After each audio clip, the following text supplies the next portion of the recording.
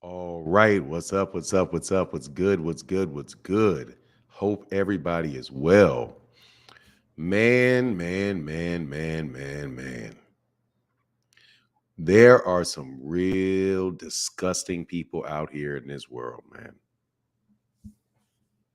There's some really raggedy folk out here in this world, bro. YouTube and social media, as we all know, has given everybody the opportunity to have a voice. And that is a beautiful thing that I am very grateful for myself. But some of you are so shameful. You have no sense of decency. You are reckless with other people's names, reputations, professional lives, all seemingly to get a nice buzz around you. Many of you sent me a video yesterday, and in Instagram.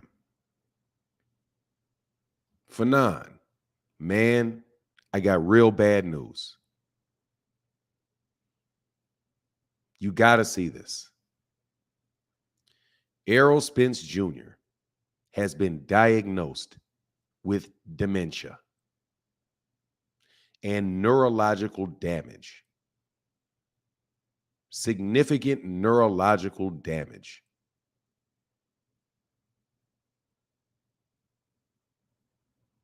And then, Mr. I'm not even going to say your name, you piece of shit. You put out a fucking borderline snuff film with spooky music, cars flipping all over the place. It was disgusting. Disgusting. You should be ashamed of yourself. Your mama should be ashamed of you. The guy who was talking to you is probably, and if he's not, I'm going to reserve statements about the doctor, maybe doctor, because guess what? We can't even verify that he's that. Because he didn't even use his own name. Dr. 804, can I see your license? Would you mind if I saw your license? If you, for me, could verify that you are an expert in that area?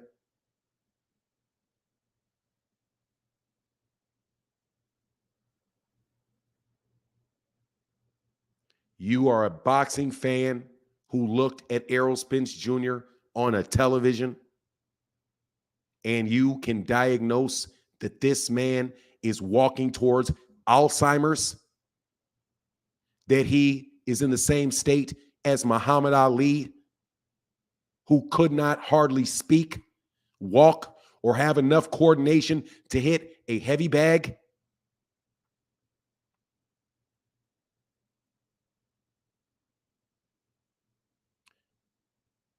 I'm just going to assume that that guy did not know that you would take a conversation that you and he had in a call-in show, even though now I think that's ridiculous, and then you will make a specific video. That is disgusting. And let me tell you why. Because doctors very rarely should diagnose a person without a physical exam. You can't. Whenever I call a friend of mine who is a doctor, he will explain to me, I say, these things are going on. He says, well, I am not an expert in that area. It could be this, it could be that, it could be this, it could be that, it could be this, it could be that, it could be this, it could be that. You need to go into a specialist. That's why they have referrals. Because a general practitioner will not make a cardiologist diagnosis. Because those are different specialty areas in medicine.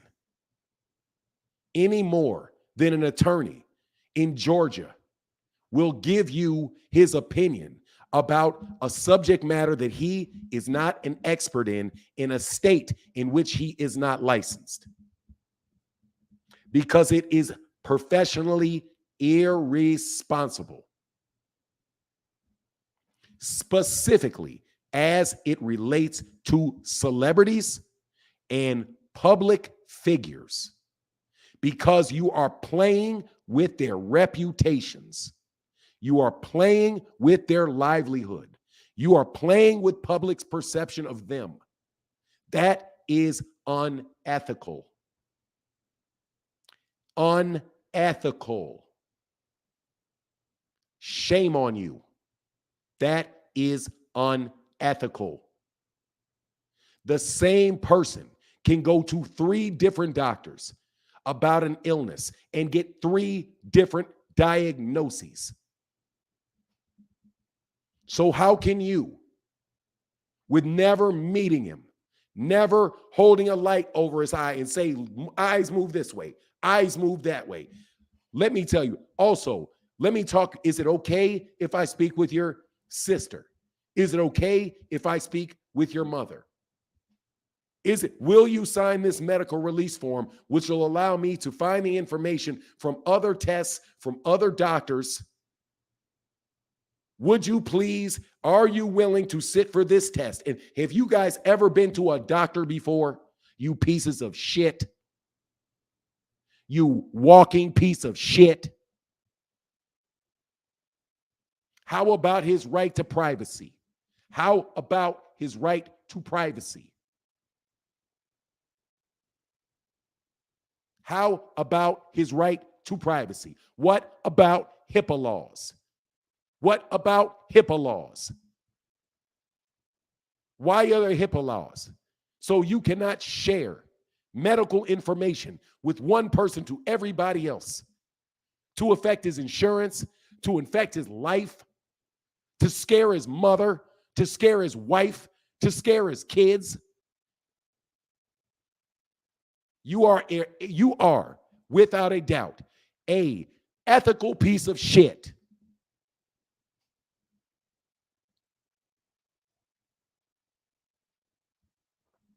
Now, Mr. BDA, your bitch ass.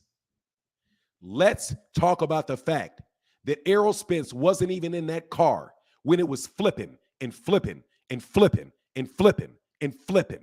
And the disgusting imagery that you put over that unethical rant by somebody that has never even met him. Shame on you. I don't even give a fuck about you, but shame on you. Shame on you.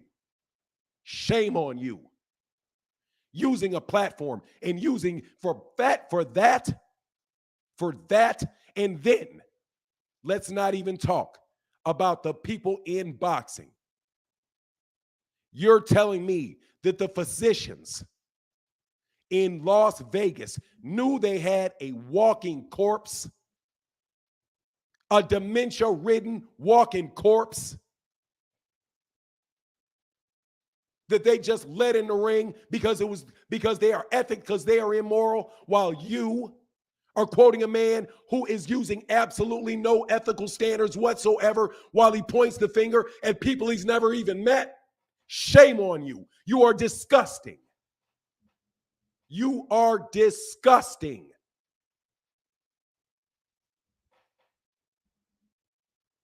Disgusting.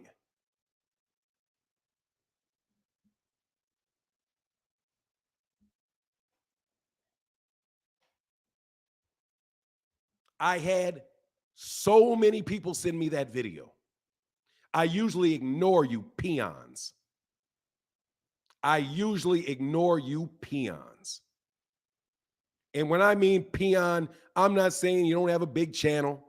I'm not talking you're not entertaining. I don't even watch you. I have no respect for you because you would do something like that to that young man, that young man's family, that young man's reputation. There are ethical standards in this world for a reason. For a reason. That is that man's livelihood. That is that man's livelihood. That is that man's reputation. That is the reputation of the doctors that let him in. Those doctors jumped in that ring in the first and second round to check on his safety and was on that thing the entire time. The entire time. And it was Errol's choice as a warrior to get in the ring and fight and say what he said he was going to do, which is fight Terrence Crawford. And he gave Terrence Crawford the opportunity to shine. And you even steal from Terrence Crawford while you say you support him, you piece of shit. You have no, I am so disgusted. So disgusted. The spooky music, all for entertainment value. You had people's hearts going because the music was going. It was like you were talking about a man who got killed already. Jesus.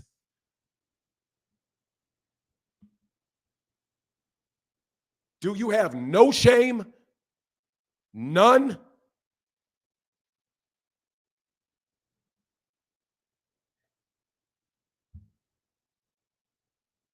None? What is wrong with you people? You pieces of shit. I'm going through a psychological episode. You pieces of shit put my face all over the internet. All kind of diagnoses about what's wrong with me and this and that and this. I don't even care because really it is what it is with me. But right there, you all showed what kind of people you really are. What kind of ethics you really have. The depths of disgust. I'm using the word disgustingness. I'm making up words for you that you are willing to go through for a couple YouTube or a couple Twitter brownie points. You guys are miserable. It doesn't bother me because I know you're miserable.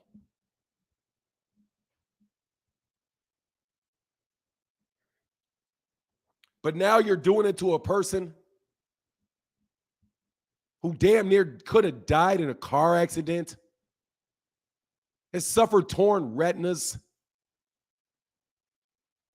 has never told a lie that you know of, all because you want to get some brownie points. And now when he's down, you don't even kick him. You bury him. I mean, I could understand the people that say no excuses, no excuses, no excuses. Okay, fine. There's no excuses in the world. And to them, I would say, okay, no excuses. Then, bro, when some shit happens to you, don't you dare make an excuse. But at least that is a standard that they may hold for themselves. At least that is a standard that they may hold for themselves. But you buried the man. You buried the man. You made a picture that this man is going to be a bubbling, drooling dementia patient at the age of 33 who just got pummeled because of the immoral system of boxing and his family. That doctor said that the family knew. His coaches had to know, and nobody loved him, and they still threw him out there because they all, how does he know that without ever speaking to him? How? How could he possibly know that without speaking to the man? So let's get this straight. You don't even know if he's a real doctor because you don't know who he is. You don't even know if he's an expert on the circuit. Did you see his credentials? Did you see his credentials? Can you tell me what area of medicine he practices? You guys are disgusting. You all are disgusting. Talking about boxing is one thing. And who you think got the best jab? And who do you think has the best footwork? And who has the best pivot step? And who has the most 2 steps backs combinations, 1, 5, 6, 8 combinations? But to play with a dementia, that man said like 4 different psychiatric, if it even falls into psychiatrics. Do you realize that my mother-in-law is in damn near invalid because of that? And multiple doctors can tell you what the syndrome is. Jesus. I mean, my God. Do you all have no shame? None. Do you have no sense of respect for the human being and the experience this man goes through?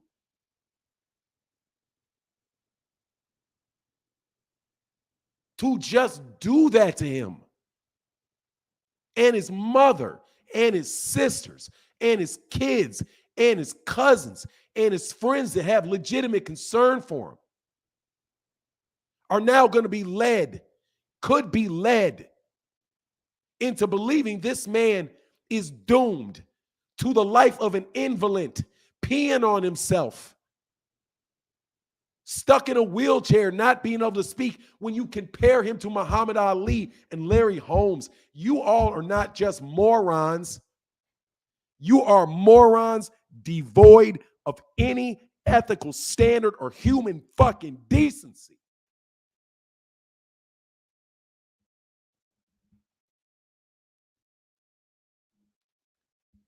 I can't believe you, man.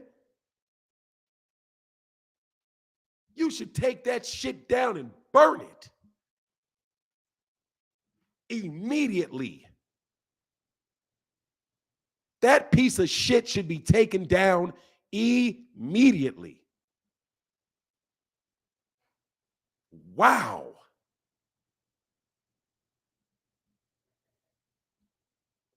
That is the worst piece of YouTube content that I have ever seen created on so many levels. Pure sensationalism, unverified expert testimony. You don't even know if he's an expert. You don't even know. You don't even know the man's name. Just wild speculation. The man, even if he was an expert, which you can't verify, he didn't examine him. I mean, God. So I had to do that before we talk any boxing, bro. Anybody do not, I swear, please, do not ever send me no shit like that again in my life. It was like a snuff film. It was so unprofessional, so unethical. Just a random conversation with somebody you don't even know, who's completely unverified as being qualified to make a diagnosis, even if he had seen him in person. As if there's not two reasons why somebody's eyes can be glassy. Just because somebody's eyes are glassy and it's consistent with this, that's what it says. It is consistent with that. That does not mean that it is the cause and allow you to rampantly speculate about it. You miserable piece of shit who should lose his license if he really even has one for that. Mr. Dr. 804, if you really even have one. And I doubt you do, because you referred to your wife, who you said was also in the medical field. Hold on, man. If you're a specialist in this area, why are you quoting your wife and what she thought when she walked by a television because she noticed something was wrong? How about massive dehydration? How about massive dehydration? And then when you started talking, I was like, dude, man, I swear to God, I wish I could talk to you. I would have roasted your ass like bacon. What do you mean dehydration also doesn't help? What does that mean? Could that be there if it was just massive dehydration? Well, yeah, I suppose so. Yeah, exactly. Yeah, exactly. Man, I have friends that are doctors, bro. They would never done that. They would never have done it, bro. Ain't no way, bro, those dudes gonna do that. Ain't no way. They're gonna jump out there like that, bro, without ever examining a man. No way.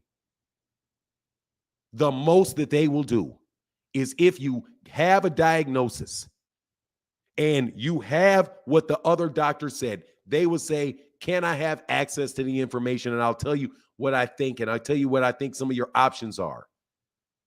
That's all they'll do, man. That's all they'll do. If I call T. Orlando, because T. Orlando, and this is in the legal profession,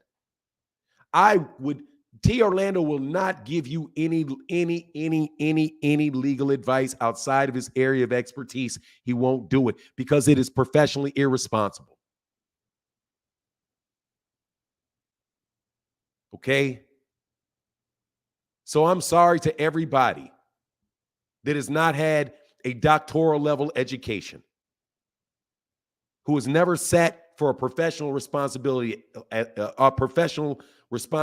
course, that has never had to pass a professional responsibility test. I'm sorry for people that are living out there in a world where you have to rely upon experts for things that you yourself do not understand, and have every scumbag speculating, please watch my channel and subscribe ass idiots saying anything and everything to set themselves apart from the rest of those raggedy fucks. Man, I'm telling you. Man, I'm telling you. You really know who people are during moments like this. Number one, you're stealing from Terrence Crawford. And like I always told you, they are not Terrence Crawford fans. They are not Terrence Crawford fans.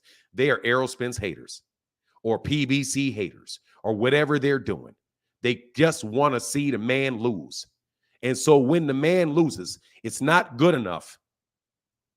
And this is me speculating. So I can tell you before, it's me speculating. I speculate as a YouTube expert. Someone has 70 million views on his channel and 150,000 loyal supporters across multiple platforms. I'm famous, so therefore I'm an expert on shit I don't know about. Ass niggas.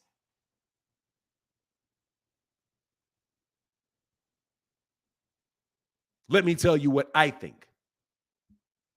I think you think you're smart. So you are going to try to pat him on the back. Woe is me.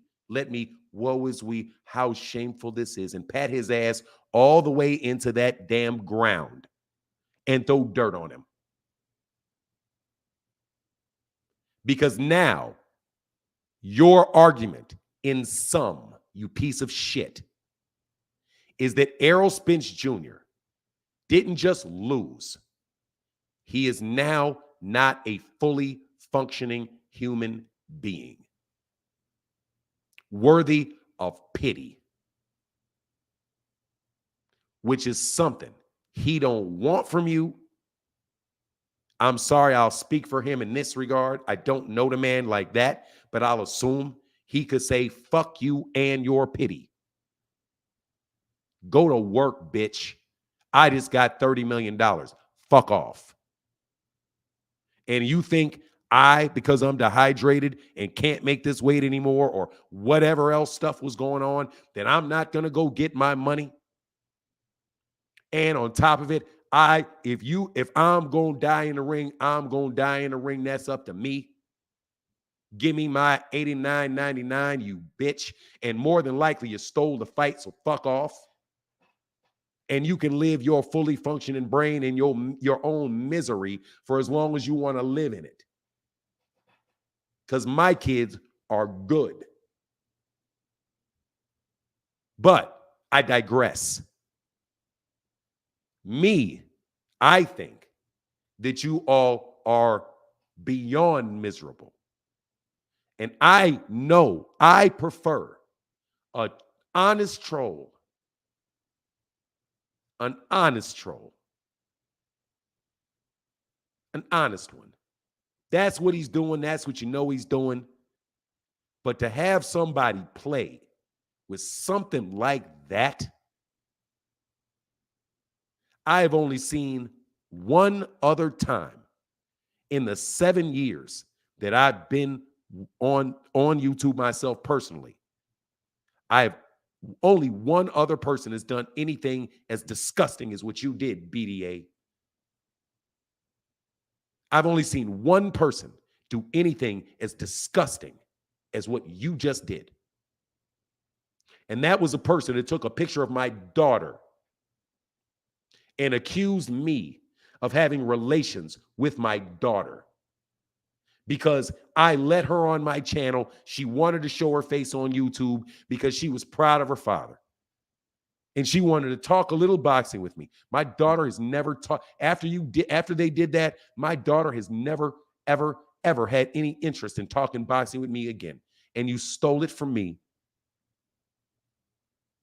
They stole it from me because they were so miserable that they had to find anything and literally had the nerve to tell me, well, you weaponized your daughter. I weaponized my daughter because I wanted to have a conversation with. That is the only person that I've ever seen that did anything as disgusting as what you did. And as I think about it, what you did was more disgusting than that. Because you put an unverified, unethical person whose name you don't even know and let him testify as an expert in front of well over 100,000 people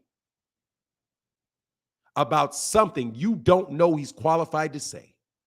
And then you piled on top of it sensational videos where a car was flipping and flipping and flipping and flipping, while in their ear they hear, he's a corpse. He's a walking corpse. He's a walking corpse. His brain is malfunctioned. He has dementia. He doesn't know how to make decisions. That's why he took the fight, because he had dementia. If he had not had dementia, he would not have taken the fight. Dude, are you dumb? You think that that man is so demented that he took a fight for $30 million and he didn't know what he was doing?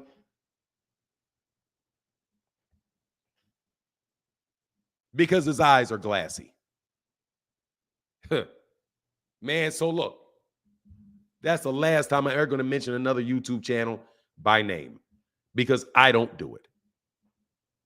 And I don't care if you take my picture like you tacky fucks always do. When my health was ill, when I was ill, but guess what, you YouTube doctors? I was not what you said I was. I wasn't. And guess who's here right now frying your ass every fucking day when you tried to put me in a box? You pieces of shit. You pieces of shit. This is boxing. It's not medicine. Stick your ass to talking about jabs, you bitch. Stick to talking about gloves. Padded gloves, double stacking. Keep your ass talking about that. Because at least that's boxing. You putting up pictures of some blueprint brain, like trying to draw a picture that some doctor that's unqualified actually examined him and made a determination. And you, with all your nonsense that people are not going to dissect, they're just going to click. And I want to tell you again, it's not clickbait. Listen to me, people. Listen to me. It's not clickbait. You got exactly the bullshit that he said you were going to get. That's why it's so nefarious. Because it's well inside libel, slander. It's well inside of defamation. No, nothing misleading about it.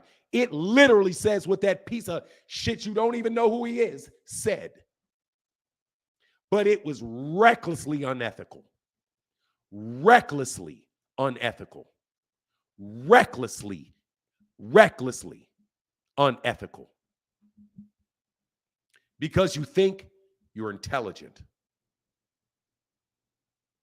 And in fact, you are intelligent. But there's a difference between knowing things and knowing what to do with those things. I hear things all the time.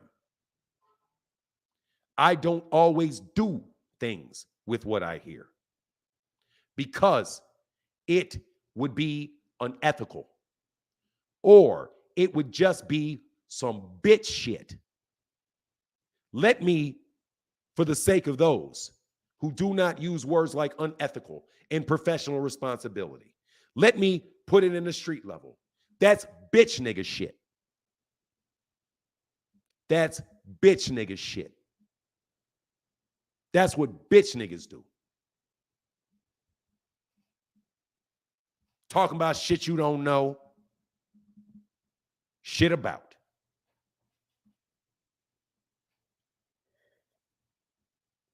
Not showing your face while you do it.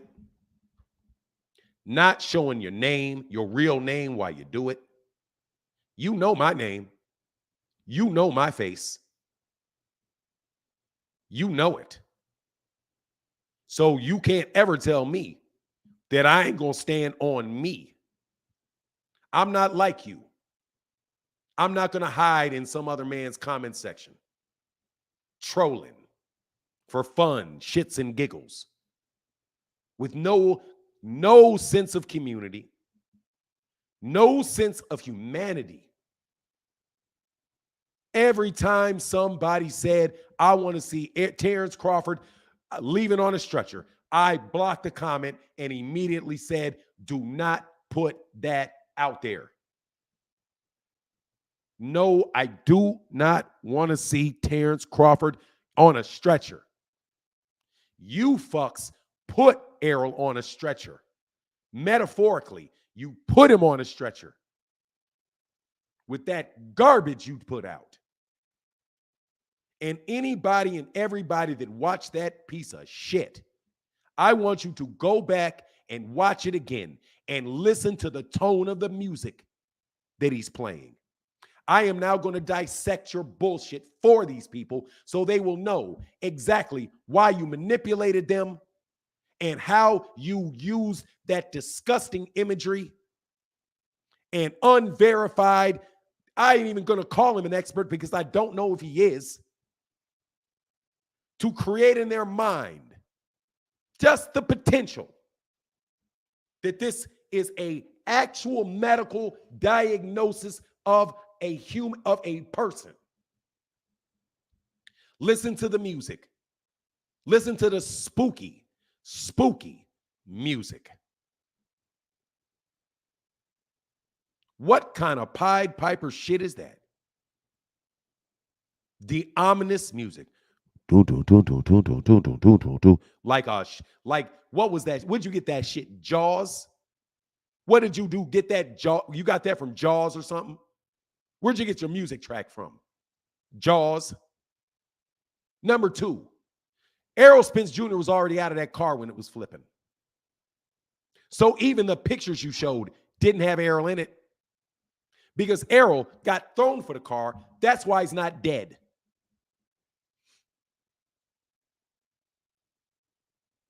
So even that disgusting, nothing but footage just to incite you was even factual because Errol already told you that he got thrown from the car 50 feet and landed in cement. Did you see anything fly out of that car and land on cement? No. You know why? Because Errol was thrown out of it before the car flipped. So why, if you have any integrity, would you be showing the car flip? Why? Why? You also show injuries to his face over and over and over again. Scars on his face. I thought dementia was neurological damage. So why are you showing the scars on his face? You can't show any pictures of neurological damage. Where are the MRIs? Where are the MRIs? I've seen people look that bad in a boxing match. Where's the MRIs? You know where the shit where you can actually see the nerves, not even an x-ray or that cornball ass blue psychedelic bullshit you put up. You absolute piece of shit. But anyway, man, what's up today? Don't ever ask me about that shit no more. And don't none of y'all never send no shit like that to me again, no more. And I mean it, never send me no shit like that. Never. I'm disgusted. And I'm disappointed in people's lack of ability to discern the information that is put in your face. I'm doing this live stream for free. Don't even super chat me. This is one on me. This on me. This on me for free. You all running around telling me for damn near 6 months, you clowns, that Showtime was going broke based off your reading of financial reports coming out of the news. That had more substance than this shit did. And you see how much substance that had. None. None. And I told you the whole time, nothing to that. None. And you know why? Because I'm literate. And I can read. And I did read.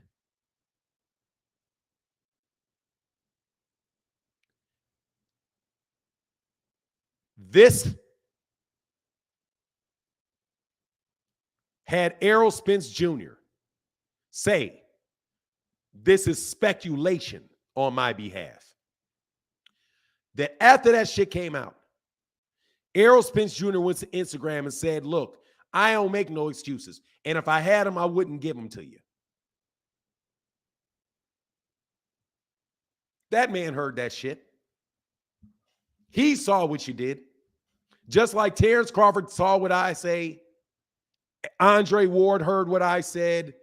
Steven Espinoza knows who they all know us. Because we're fans with a voice.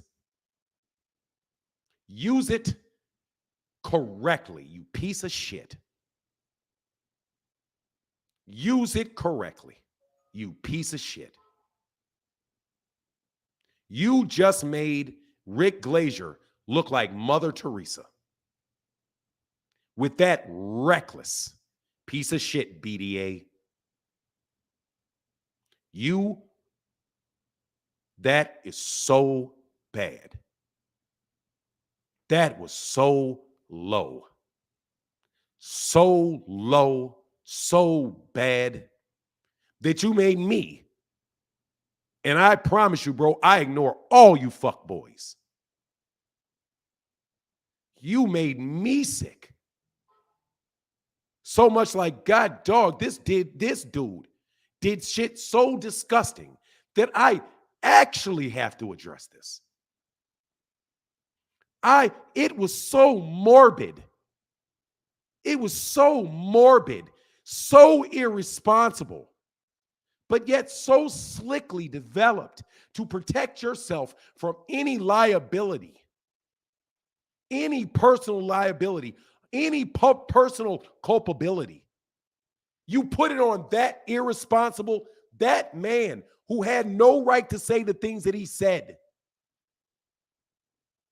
who might have just been feeling as if he's having a conversation with you and just giving you what he thinks is somebody that's in the medical field, that works with senior dementia.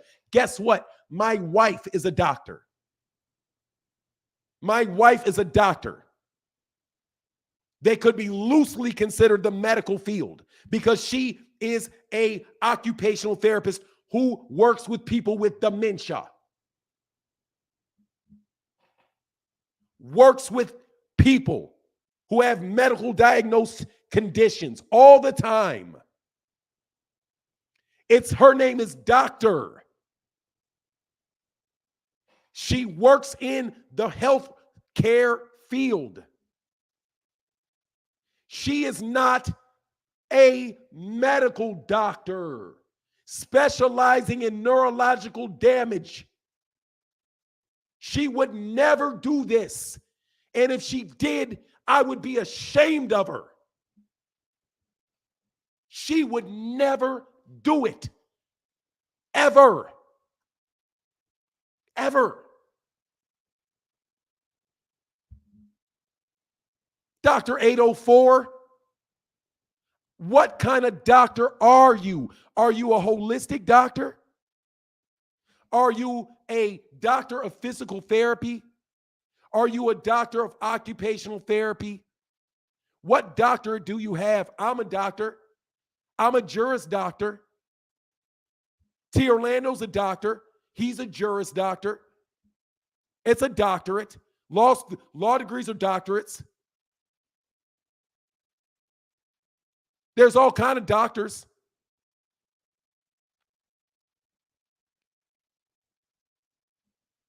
That are not qualified to diagnose people on television for dementia and significant neurological damage,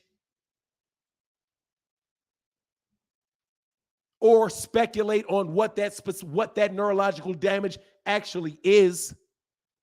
Nor would they speculate about whether people who are qualified to do that, whether or not they would just sell out their own careers to let a man damn near die in the ring so somebody else can make money.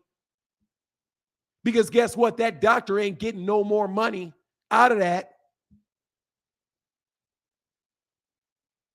And what kind of attack is that on Al Heyman? Let's not even talk about what you're really trying to do.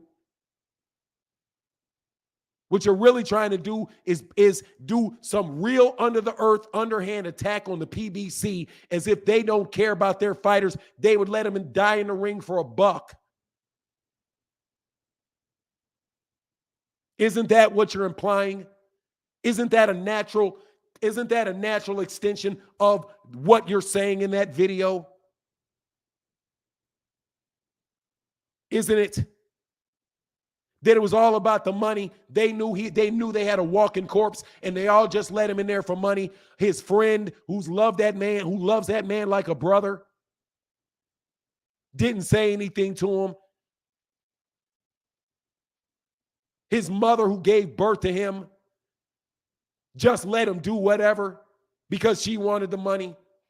Al Heyman, who cares for the lives and is responsible for managing things where boxers get in and risk their lives.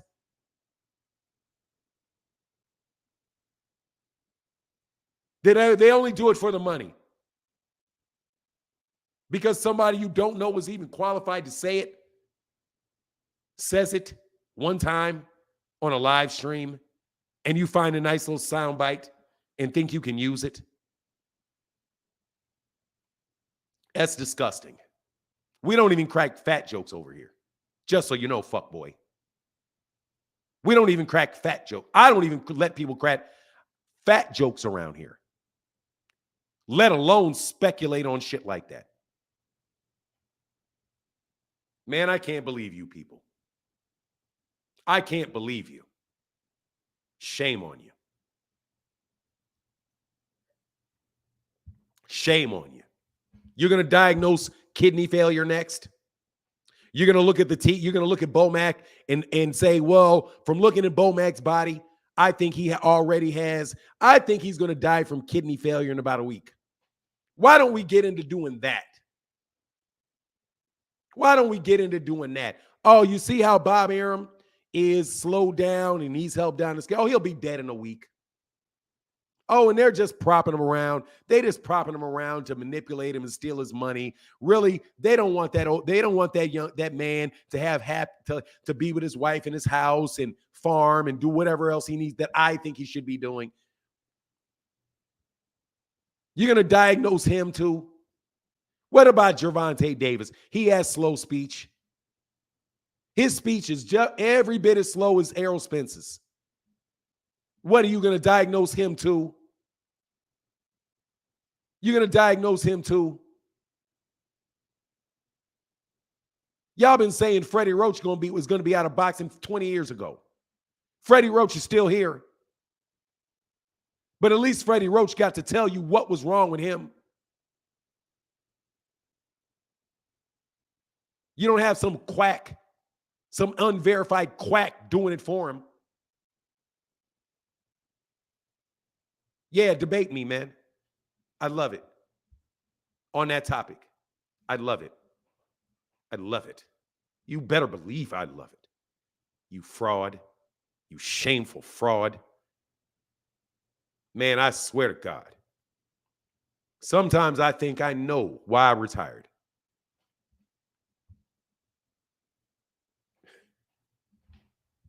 I swear. I swear.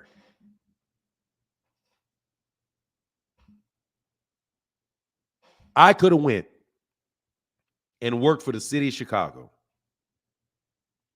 as a prosecutor. And I'm telling you, bro, it's me and you, BDA. You a piece of shit, bro. I don't give a fuck who watching. I'm telling you right to your fucking face because I know you watching. You ain't on my level, you piece of shit. So I'm going to sink down to yours for a second. Because like I told my guy, Timothy Stoudemire, yesterday, good dude, bro, I'm with it. Believe it. I'm fucking with it. Okay? I'm with it. I swear, man. I could have. Hold on a second. I could have, if I wanted, spent a lot of time putting black men in jail. I promise you I could. A lot of money putting black people in jail. Because I'm good at it. Really, really, really, really, really good at it. It's like, I don't know, man. Like, I don't know, man. You ever been gifted at something and you're like, God, dog, this is so easy. And these people don't see this. This is so wow. But then I saw the lady, I'm going to tell you a true story about ethics, sir. Ethics.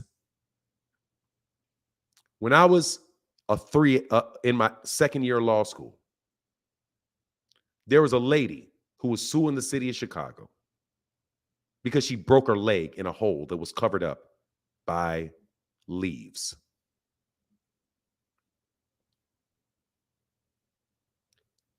And I represented the city.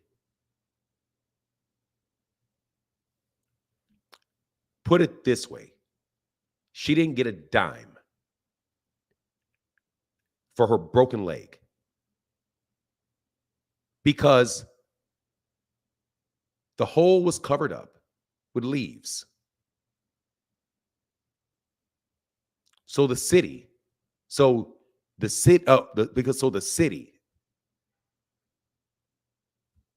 air was called de minimis. It was covered up with leaves. It was small. So there was no way that they would have known that that hole was there. And then I asked her, did anyone else ever fall in a hole near there? She said, yes. So I said, so you knew the hole was there? She said, yes. So I said, okay. It was covered with leaves, but you knew it was there. You put your foot in it and you broke your leg. Even though you had called the city to tell them to fix it. She didn't get a penny. And do you know what I did? I swear to God, I would never do it to another person. Because that woman looked at me in the face and was like, you piece of shit. I called those people to fix that hole. I walked and I didn't see it. Yeah, I didn't see it. Yeah, but I knew it was there. I always walk past that place. And because they didn't fix it, I misstepped and broke my leg. So they don't have anything? No, I'm sorry. They don't have anything. Fuck you. Go to the hospital. Right? What's the difference? One is legal, one is ethical. Nah, man, that lady broke her leg. Dude, the city should help her fix it. Fix the hole. Help fix her leg. Jesus. That's what a decent human being would do. Right? But that's not the law. So you, sir, just did that. Nothing you did was illegal. It was 100% unethical. 100% unethical. You yourself, you coward, did not say it. You just let somebody else say it. Gave them the stage and put a bunch of spooky music on top of it. And a bunch of film of a man that in the whole time you're thinking, God, dog, I literally found myself thinking that. Hold on, man. God, dog, how did he survive that? Yeah, his head is bouncing all around the inside of that car. God, dog, I can only imagine how much neurological damage he suffered from that. Then I remember, hold on, man, he got thrown out that car. He'd have been dead. He got thrown out of the car. So why are you showing the car flipping? That's a dishonest association. So I want anybody that saw that video and talked about that video to look at it in that light. Look at it in that light. And then ask yourself, what is the creator of this content trying to convince me of with the totality of the things that they are putting together? And what it is, you'll find, is highly unethical, it's irresponsible, and it is designed to attack the people around Errol Spence Jr. And who is that? The same people that they have been attacking for years. The PBC. There is no corruption in boxing when it's Tyson Fury's gloves. But there is corruption in boxing if you can point it at Al Heyman. You make Errol the victim of his own, what would you call that? His own lack of self-discipline. Drinking, driving, pummeled himself in a car and ruined this great career. And that's the reason why when he faced Terrence Crawford, he was demolished because everyone around him knew and conspired to put this shell of himself child who doesn't even have the cognitive ability to make his own choices. Isn't that what that Dr. 804 said from behind a mask and a fake name? That if he was not so damaged, the people around him would not have been able to manipulate him into taking that $30 million payday. You don't think that is an orchestrated attack on the PBC, Mr. BDA? Huh? Mr. Shill, for somebody that doesn't show his face, doesn't share his name. Huh? That's not like a journalist trick. That doesn't sound like some really shady journalism to you. It sounds like some really shady journalism to me. Yes, it does. Real shady. Real shady. Similar to Showtime's going out of business. Steven Espinosa's losing his job. Sign with me. Sign with me. Sign with us. Any boxers out there? Because Al Heyman doesn't even care about your life. Look what he did to Errol. You fuckers think you slick? I'm telling all you fuckboys in the Boxing Writers Association of America, I'm telling you, all you Rick Glazers, all you Dougie Fishers, all you Steve Kims, all you Mike Monteros, all of that. Dog, people are dumb and you are trying to take advantage of it. Yes, you are. You in Ring Magazine, disconnecting Ring Magazine for this, being very clear that this is my speculation. So this is not an accusation against any particular public figure whose name I may mention. Disclaimer. This is only the opinion of me. Similarly, the way that you on your channel, Mr. BDA, said this is not, I do believe. Let me make sure that I stay within the realm of reality. I do believe that you said this may not be the viewing of this channel, just this person on it. Right? Let me tell you something, sir. Bitch, sorry. Called you sir. Didn't mean that one.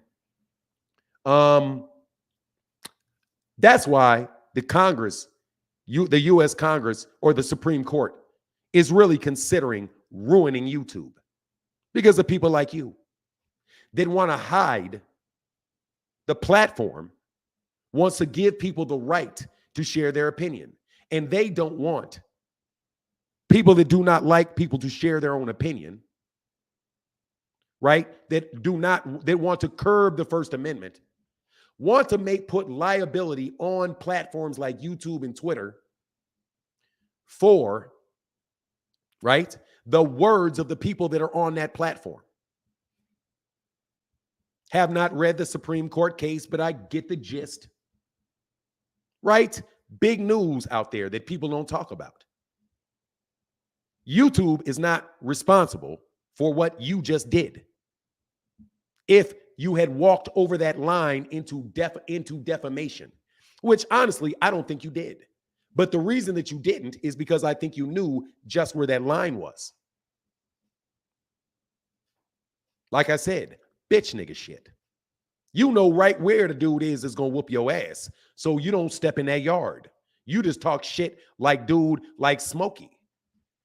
You know, fuck Debo. When he here, I stay quiet.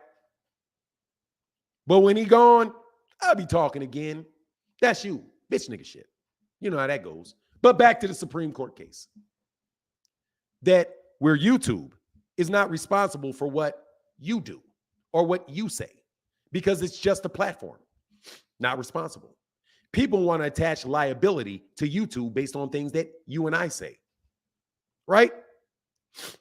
Because Congress drafted legislation to specifically exempt the platforms from personal responsibility or culpability in a lawsuit against a creator or someone that puts something on that website.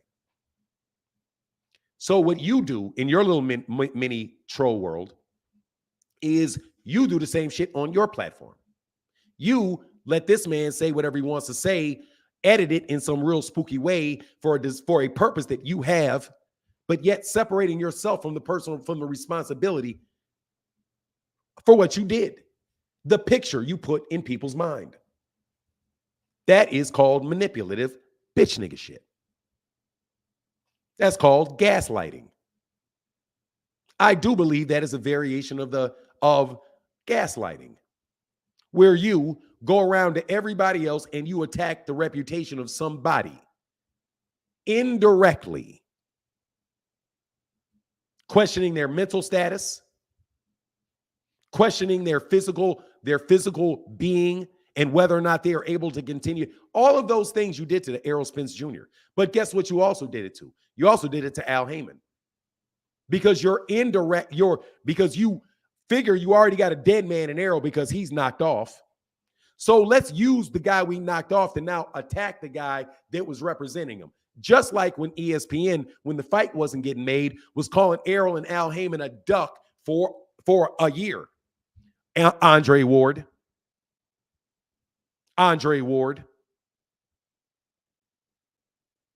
How about the apologies from ESPN for calling Errol a duck?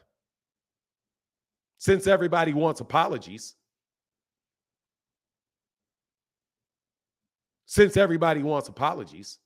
When is ESPN going to apologize to Errol Spence and Al Heyman? And I wonder whether that's why Mike Coppinger, in an absolutely unheard of thing from me, but once again, I'm not a journalist, so maybe it happens, where ESPN is blocked from coming to the fight.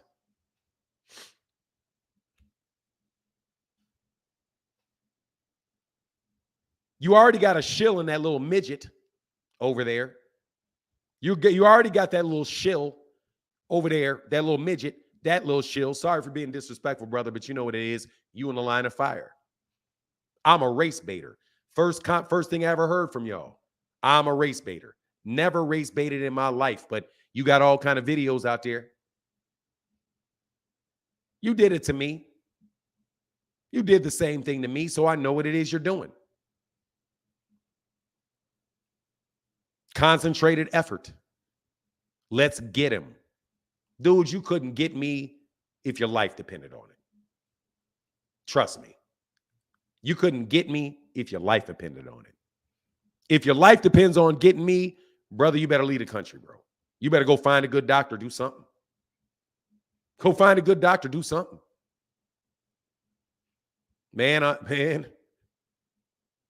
don't care about boxing that much. Where I'm gonna lie to y'all. Where I'm gonna do that shit.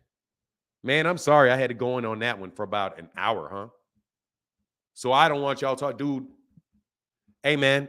Oh, hey, all y'all listening to this, all 978, dog, listening to this. Man, these dudes expose themselves every day, brother. The devil exposes himself every day. The devil ain't never gonna stop. Ain't never gonna stop. And I ain't talking about the white man being the devil. I don't believe the white man is a devil. Not at all. That's not what I'm saying. Because people will sound bite and act as if that's what I'm saying. No. Devil is the opposite of lived. Because I truly believe logically that everything in the universe can be exposed to you, even in the smallest thing. Truly believe that.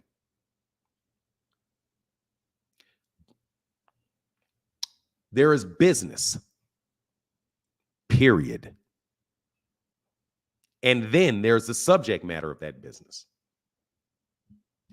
There's business. That's why people have MBAs. It's called a Master's of Business Administration. It's not a Master's of Business, Boxing Business Administration. It is Master of Business Administration. And there are certain things consistent to business that will be in any organization, right? Because business is the things that you do. The organization is the structure in which you did it. You do it. And your product or service is the focal point of the business that your organization is in. Understand me when I'm telling you. Understand me when I'm telling you this. These people are paying for big money. They are playing for big money. And it is my belief that ESPN is in trouble. It is my belief that Top Rank is in trouble. And let me tell you from my pure speculation why I think Top Rank is in trouble. Because Top Rank's product sucks. And ESPN, and why do I say that? Because they barely get 1 million views on a gigantic platform like ESPN. They have excellent talent, but they have an octogenarian named Bob Arum who is 90 years old, and I don't care what you say, he is not actually working. He is showing up on fights, and letting everybody else do the business because he could care less. He is in his beyond golden years. So you have a bunch of incompetent people who have very talented matchmakers who know an excellent fighter when they see one. Trust. Top Rank has Hall of Fame level boxing knowledge in it. The good, the bad, and the dirty. The good, the bad, and the dirty. And they have a lot to lose. Because if ESPN pulls that contract, pulls back on that contract, they are done. Because they do not have anyone that will actually promote a fight. On the other hand, Al Heyman, who is much younger, much more astute and successful businessman than Bob Arum is. There's no comparison between those two men in their business acumen. None. Al Heyman was a Hall of Fame level entrepreneur before he got into boxing.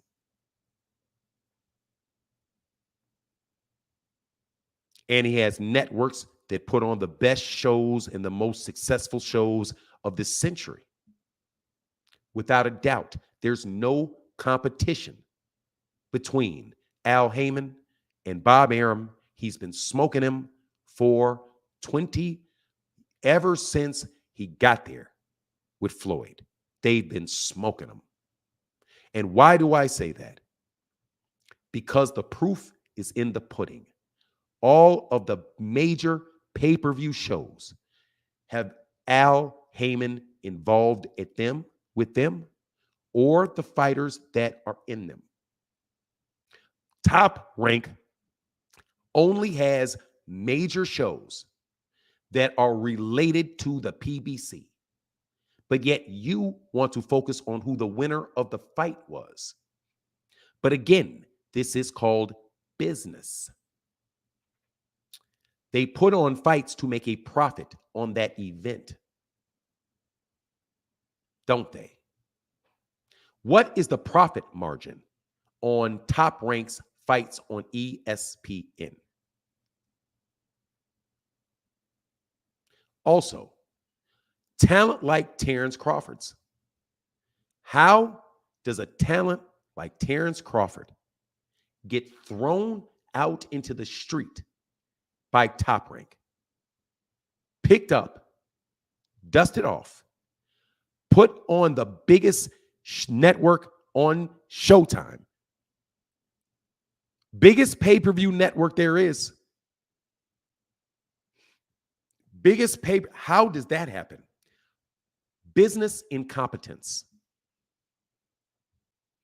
Bob Arum made a decision that he admitted, because I am a fan of Bob Arum.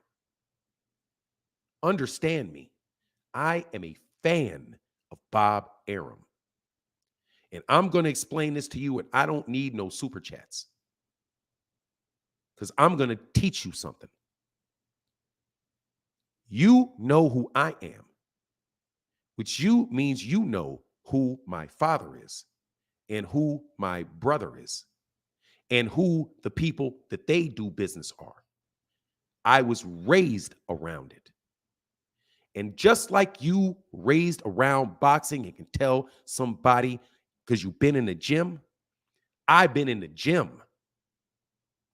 I've been in the business gym. I was born in a business gym. Cousins with scrum. I've got nieces, scrum masters. I've got brothers, entrepreneurial Hall of Famers. I've got fathers, cousins, second cousins, Black people that have been achieving for over almost 100 years. Whether it was in the street or whether it was in the boardroom, I am a fan of business. People that know business. And when you tell me the business of boxing, I immediately think to myself, you don't know business, because it's business. It's just business. You don't even hear the word the right way. Man, it's just business. You think it means, oh man, this is nothing personal, it's just business. No, it's just business. On so many levels. Justice, fairness in business. There is none. Capitalism is about profit. The dollar, the bottom dollar. Ruthlessly about the bottom dollar. Muhammad Ali made a business decision about his worth at the end of his career and how he could capitalize on what he has left in his product store. So he sold it to Larry Holmes for $5 million. And Don King said, if the stories are true, I bet you if I gave him $500,000 cash, he would walk away with it. Give it to him in cash. Now, you think Don King's the devil, don't you? That's how they play him, like he's the devil. Think about it for a second, though. Think about it. You know them niggas, they'll take Man, $5 million, man, please get that man $900,000 in cash. Now, why is Don King brilliant for that? Think in cash. If I was Ali and you owed me $3 million, and I had to take a choice between suing you for $3 million or getting $900,000 in cash, dude, give me that $900,000 right now. And it ain't got nothing to do with you thinking I'm stupid.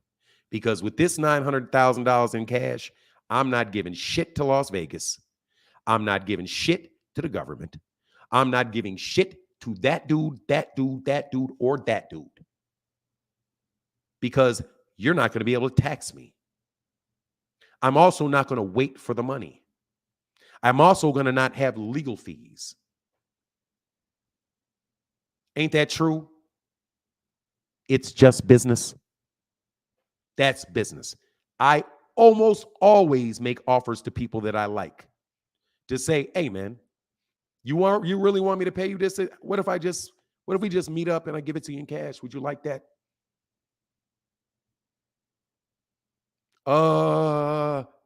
Yeah, I thought so. Why? How's the IRS going to find that cash? You have the option to act like it doesn't exist. They'd have to raid your house to get it, which, by the way, is probably why they raid Bob Arum. See, you niggas want to play. I'm going to put your shit in the street from business. But you call Don King the devil? How's that a devil? I want to know. I'm still waiting on that answer. From a business perspective, I'm still waiting on it. Cash is king. I would take that cash in a minute. You give me hold on. You're going to give me $1 million? Pay me $1 million on that contract, or you're going to give me $500,000 in cash? Dude, give me the $500,000. Thank you, brother. That's why Don King be laughing at y'all. Yeah. I stole from all of them. I took they broke ass, made them millionaires, and stole from them. I'm so glad I could steal from them. I'm so glad I could steal from them because I made them a millionaire. How the hell am I stealing from you when I made you a millionaire? Huh? But okay, good luck. Go to Bob Arum. Now, let me ask you something. You think Bob Arum is paying these fighters like Don King is paying them? You think Bob Arum is paying people like Al Heyman is getting it? We know that's not the truth. And why is that? Because of his business model. His antiquated business model. His expensive business model, which was what you were supposed to do in the 1960s and the 70s and the 80s and the 90s. However, it is now defunct and does not work. Commercial real estate is in the hole. Why is commercial real estate in the hole? Because people don't have to go to offices. Do they? 1099s. You don't have to pay medical insurance. You don't have to do any of these things when you operate like the PBC operates as a hub and spoke business organization. Business. Don't you ever lecture me about business. And I'm talking to boxers. Don't you ever leak out your mouth. No conversation about me sideways about no business. You don't know business. You don't know business. You know the operations of boxing. You know the subject matter of the business. Boxing. I don't care. That's why in business school, they call it widgets. I had a friend, I'm like, man, what is this widget stuff? Because every time I'm trying to understand this crap, y'all keep talking widgets. Man, look, son. I'm telling you, Hall of Fame level niggas. Hall of Fame level. When I'm telling you Hall of Fame, I'm telling you the CEO of Symantec, the CEO of AT&T. Let me explain to you this, son. A widget is just whatever. It don't matter. We don't care what it is. Just widget, whatever. Just think of it as whatever the fuck. That's a widget. Whatever the fuck. I don't care what it is. Man, we could be selling this. We could be selling this. We could be selling you singing and dancing. We could be selling a photographer. We could be selling these. We could be selling hardware. It don't fucking matter. Widget, whatever. Who gives a fuck? That's a widget. Boxing is a widget. Boxing is a widget. It doesn't matter.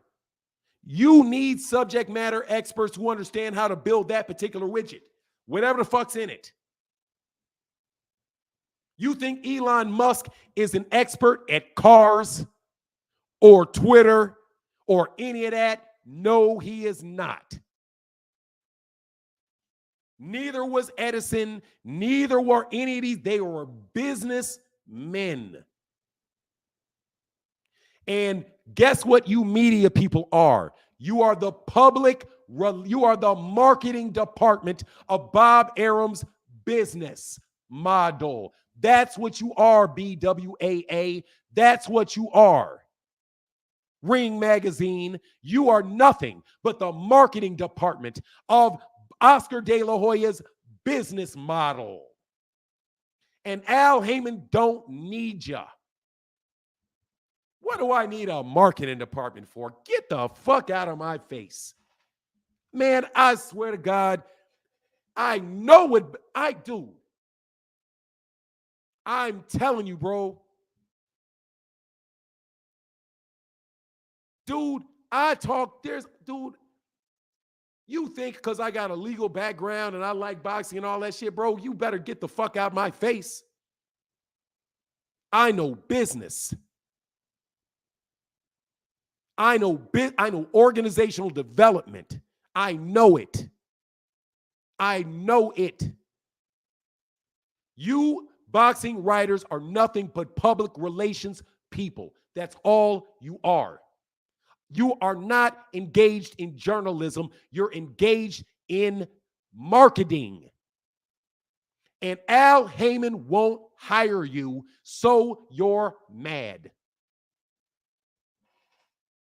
Because Bob Arum, and I'm telling you, Bob Arum as a businessman was the shit. The shit. And I mean it. And I mean it. Because he operates on the model that, look, bro, I'm about to stick my money in this bank, partner. I'm about to do just enough under this model with HBO where I don't have to pay these fighters a lot of money. I'm going to have them have a bunch of fights. A bunch of fights.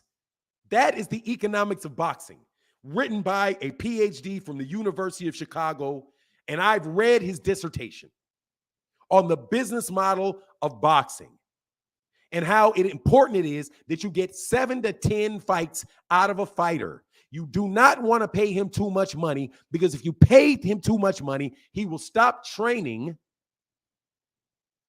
He will stop training, and you will get a Buster Douglas effect. As soon as he wins, that's what happened to Teofimo Lopez. The Buster Douglas effect. You paid Teofimo all that money. He got cocky. He stopped working out. He started focusing on other things. And then when it's time for him to get in there and get hungry, he lost to a bum. It happens in the widgets of boxing. The widgets of boxing. Why do you not pay you fighters anything? Because if I pay you too much, you're gonna get lazy. If I give you too much money, you're going to get lazy. I am not going to get my 7 fights out of you. And to boot, you are going to use that as leverage against me to limit my future profits. That's Bob Arum. Because Bob Arum is a Hall of Fame level businessman, absolutely on game.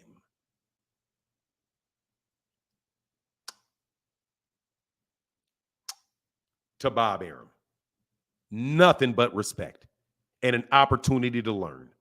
And if you listen to me, anybody in Top Rank listens to me, understand I am not disrespecting Bob Arum, nor your matchmakers, nor anybody in any other department other than your marketing department, which is ESPN. Writers like Mike Coppinger, Top Rank writers, you all who have now dipped into YouTube in a very underhanded and unprofessional manner. I ain't in the marketing department, brother. You save that bullshit for the printers. I ain't in the marketing department. Go take your ass to the printer and shut the fuck up. We about to talk about these widgets. I ain't even in the widget department. I ain't in the widget department, brother. I never aspired to be in the widget business. The people that taught me to be as successful as I've been on YouTube, by the way, while you listening to me, what have you done, nigga? You listening to me? In the business that I wanted, that I built in my house while I was in and out of the hospital, because I thought to myself, damn, what can I do? I may have a health problem at a job. I don't think I can do this job anymore. As I sit in a hospital, oh, let me see what I can do. Well, YouTube has a monetization program. I'm going to tell you the true story, you fucking bums. This is me. This is me. What I did. I saw an opportunity called the ad apocalypse. Does anybody remember the ad? All you young men, listen to me in this video. This is for you, young black man. This is for you. When skill meets opportunity. I was sick as a fucking dog. No joke. Sick as a fucking dog. Business associates left me alone because they were like, dog, Martin's not going to make it. That's why I ain't mad at you, YouTube niggas. Because you ain't the first person to do it to me. Bunch of people did that to me. Well, Martin's sick. They got a family history of that. They got a family history of that. So, write him off. I give you a little job. Here, here's your little $100,000 job. We'll, he can do that. We'll give him that little $100,000 job. We'll give him that little $60 job. $60,000. We'll do that. And I'm thinking to myself, I have a real problem here. I don't know what is setting me off. I don't know. I got to figure it out. But I know this. I've got 2 kids, 2 young kids, and a wife that I'd like to keep. So I look at YouTube and I'm like, you know what? I really love boxing. I've always loved boxing. Love boxing. Love it. Love the fighters. Love Don King. Huge. I'm telling you, huge. When I was a kid, such a big fan of Don King. And I would watch Don King and I would watch Bob Arum. I was like, man, these guys are working together so well. Bob Arum has the little guys. Don King's got the big guys.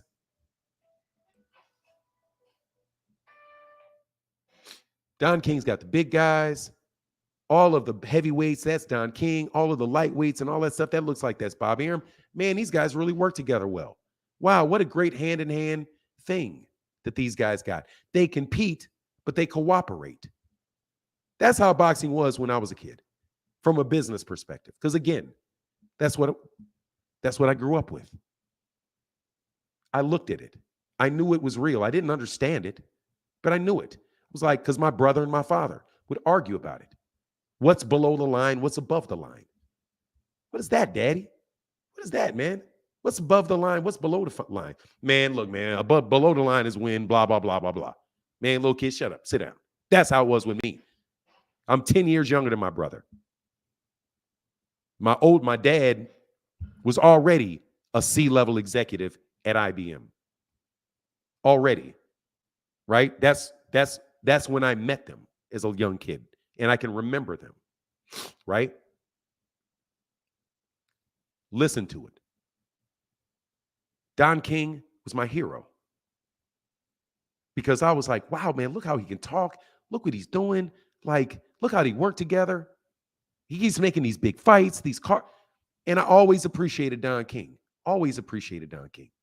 So when I was in trouble, I said, you know what, man, if I could go back to when I was in law school, what would you do different? I would call Bob Arum. If I could do something different, because my friend owns a movie production company. He didn't, after he got out of law school, he didn't go into law. He went into the movie. He became an agent. Very famous agent, making a lot of movies that you all know about. My dude, my noob. Not the gang, but my noob. And this dude making shit money. My God, his money's dumb. And I'm like, God, dog, if I could do something, I would have went to work for Bob Arum. Because, man, I would write contracts for him all day, negotiate deals for him all day. I could do that shit blindfolded. But I was like, man, I can't do it because I can't go to work. So what did I do? For all you people that think I don't know business, I said, well, there's an adpocalypse. And my brother tells me, this is when you buy property. My brother would talk to me about when you buy property, when you sell this business. He said, look, man, you don't want to buy any fucking property, bro, till this bubble busts. When this housing bubble busts and the price drops to the ground, that's when you buy, bro. And you keep your cash, man. Fuck that bank. Man, my brother be like, man, cash is king, bro. Keep your money. And you know what my brother probably learned that from? Probably learned that from my cousins, who he worshipped. But just trust you me, their widgets were not computers, if you get my drift. Man, cash is king.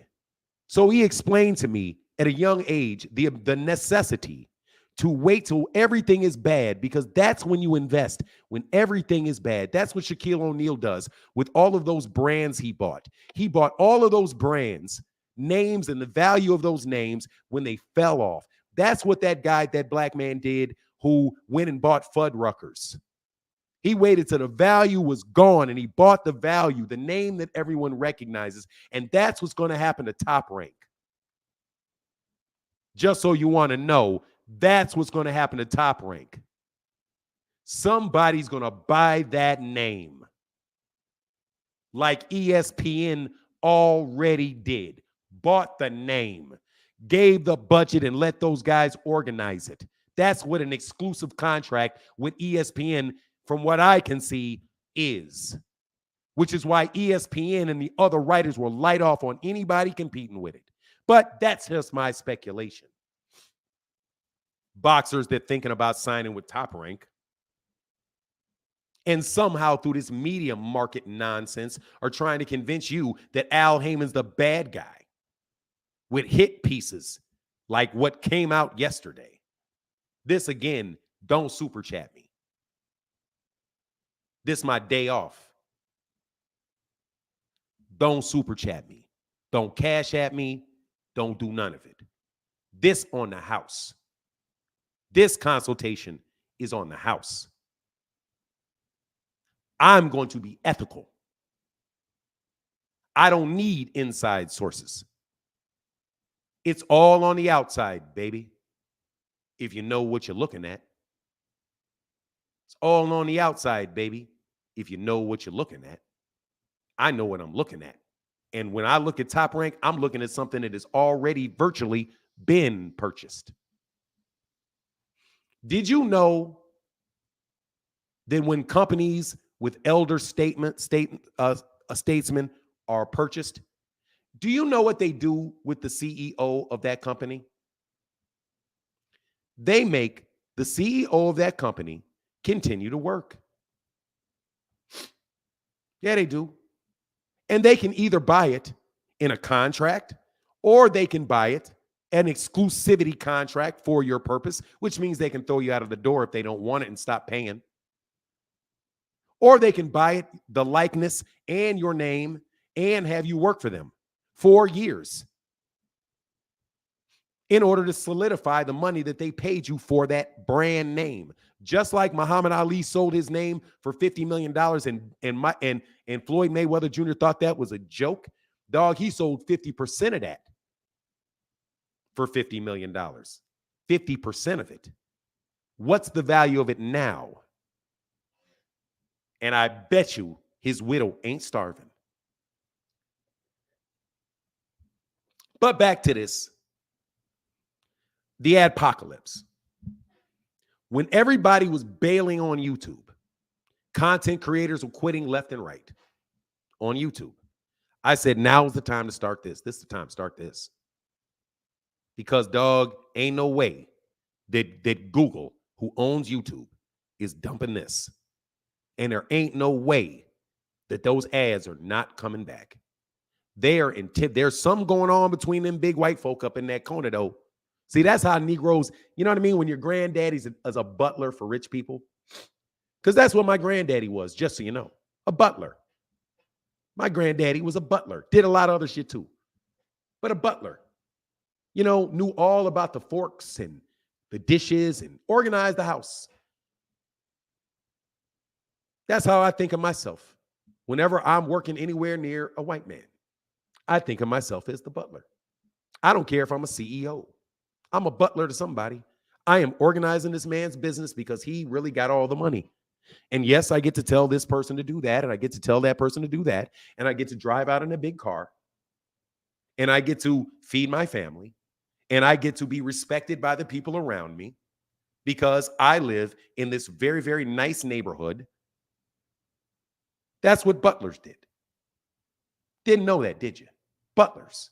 You know, the people, you know, standing around like Bruce Wayne and shit. That guy, him, Alfred. That's my granddad, Alfred. Alfred was paid. I don't know if you knew this or not, but Alfred was super rich himself because he was a butler for him and handled his business. A butler or a button man. A button man. He's putting a button on your jacket. And a mobster will say, you're my button man because you're going to do what I want you to do so I don't do it myself. That's what a CEO is. He's a button man. His job is to execute everything around. And it is not a coincidence that the word execute and execute. I will execute you. I will execute it. The English language is not really that bad if you actually try to learn it. However, YouTube failing. Not YouTube. All adpocalypse leaves, but it's coming back. Get a YouTube channel and work like a fucking dog. Know as much as you can. Never over promise and under deliver. Always under promise and over deliver.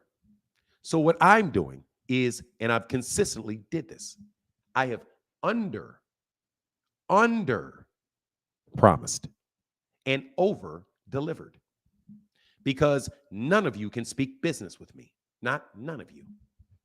And I say this, and every person listening to it knows it. You, Mr. BDA, Mr. Marketing Department, could never have this conversation that I'm having with you. Never could you, because you don't have the education to do it. You don't have the experience to do it. And I do. So I say, really, if I wasn't a psychological failure and I didn't have something holding me back from being a CEO of a Fortune 100 company, which, by the way, I have all of the talent if I just could have figured out how to do it, but it wasn't for me. Because that's what I wanted to do. I wanted to be a CEO of a company. And do you know what I did? Don't super chat me. Don't. And if you don't want to listen and learn, get the fuck out. Because I'm going to speak truth to you. I took what is called a Myers-Briggs test during my training to be a management consultant after law school. And it said that my career would be professor, that I was suited to be a professor. I wanted so badly to see CEO, but it said professor.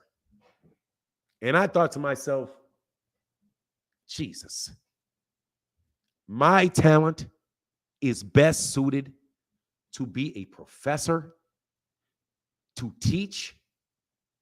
Teachers are fucking broke. I don't want to be, God, dog, I don't want to be a professor. I know I can get a PhD. I can get 3 of them damn things. I don't want that shit. I want that fucking car my brother's driving. I want that boat my dad is. I want that boat. I want that boat. Telling you the truth. And no matter how hard I tried, no matter how much I achieved, because you better believe it, I achieved in that field. I didn't ever give an opportunity to do that. And it was only when I accepted that I understood, you know, you've got to do what you got to do, son. You are smarter than these people. And that's your problem. Because you think that intelligence matters. It doesn't. It's just business. It is ruthless pursuit of the bottom line. And you are not ruthless enough to do that. You will not fire your son. You will not do these things because you are burdened by ethics and an excessive understanding of things that do not matter. That's a conversation I had with myself. So, relating that to business, you figure out what it is that you do well. Something that you can focus your things on, wait for the opportunity, and then be ruthless about under committing and under promising and over delivering. Right? And that's why I'm here. And why now this business is successful. Because I know who it is. It's the people out there that really support boxing, that really want a product of truth and honesty, and not the marketing department of Ring Magazine or the marketing department of ESPN convincing you of what you need to believe and where you need to spend your money. And BDA, just in case you didn't think I was going to come back to your bitch ass, that is what you are. Clearly, in the marketing department of somebody that is being ruthless in the pursuit of their business interests. So much so that you are willing to sling that much mud at Errol Spence Jr. that you will get, you will get an unqualified, a not even verified person who won't even show his face to act as if he is giving an objective diagnosis of a man that he has never even examined, and then throw shots at the ethics of Al Heyman, Steven Espinoza.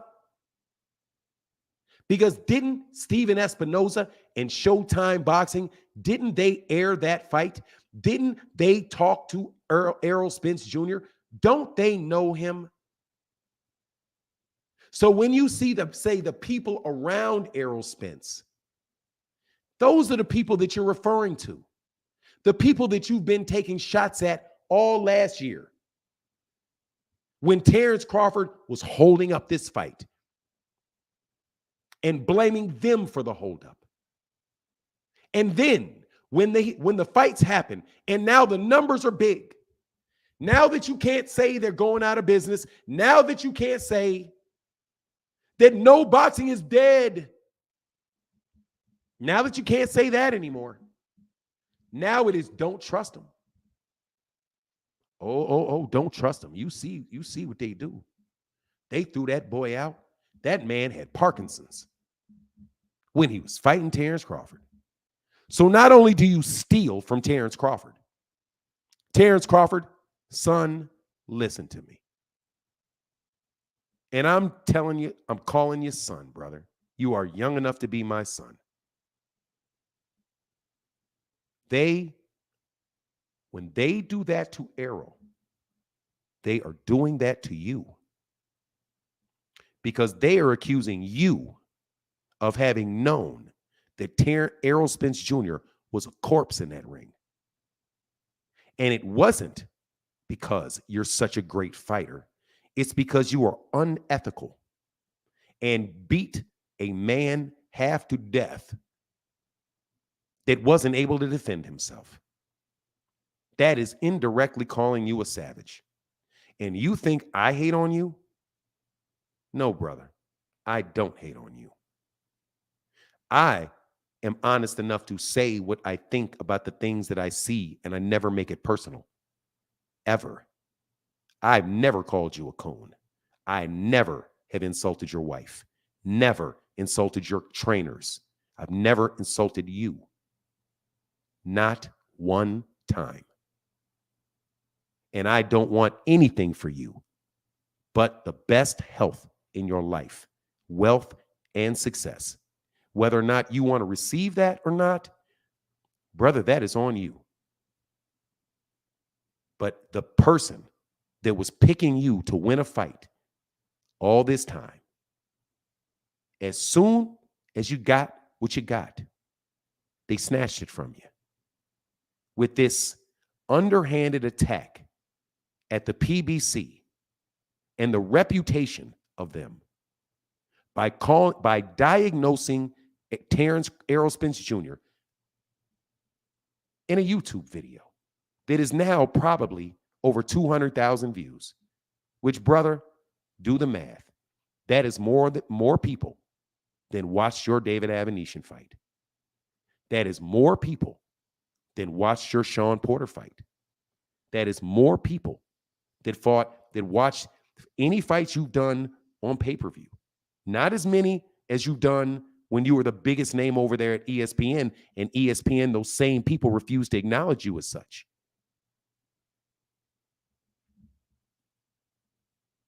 When you look back and you say, these people never gave me my credit, go back and look at the people that did give you your credit. Do the people that gave you credit the respect of looking back and recognize exactly who it was that did give you credit. And not the bandwagon jumpers that, trust me, bro, will have you out like Joe Frazier. Like Joe Frazier. They will feed you to somebody for sure. The first time you falter. Because they let you down from the beginning. They didn't sign you out of the amateurs, did they? No, they didn't. Because they wanted another widget, a white widget. Your body style, your face, your hair, your attitude, your nose, your wife, your family didn't sell. Didn't sell. That's not what we really want to feature on HBO. Isn't that the truth, Terrence? And again, don't super chat me. This one's on the house. Isn't that true? It's true. I know you know it's true. Andre Ward, isn't that true? I know you know that's true. Something about you didn't sell, did it, Andre? Gold medalist. Something about you didn't sell. Something at HBO. Something about Kovalev just really got their interest. Something about Gennady Golovkin really got their interest. Something about Lomachenko really got their interest. Something about Chocolatito really caught their eye. Boxing is dead in America. The black fighter is no longer dominant. And you line of great black fighters that you mentioned, that you know who you are, that line of exceptional black fighters. Floyd, you, Andre, you, Terrence, you, Gary Russell Jr., you, fill in the blank, you, Guillermo Rigondeaux, fill in the blank. Something about your widget just didn't sit right. We don't want that product. Oh, brother, but I'm telling you, this car, boss, this car, I can hear it. I can hear it in the office. Let me be dramatic for a second, brother. Let me show you my talent. The talent. Let me show you the talent God gave me. Let me get into the mind of your organization and how it goes down. You got your matchmakers out there. They got your scouts. And they say, look, man, we got this kid out of Omaha, Nebraska. Man, this dude right here is special. Man, you build this dude up, I'm telling you, you got you another Floyd Mayweather. Man, look at this dude. He's mean, southpaw, orthodox. Father was a boxer, trained by one of the best trainers in the Midwest. Forgive me for always forget Midge Minor. Midge got this kid, bro.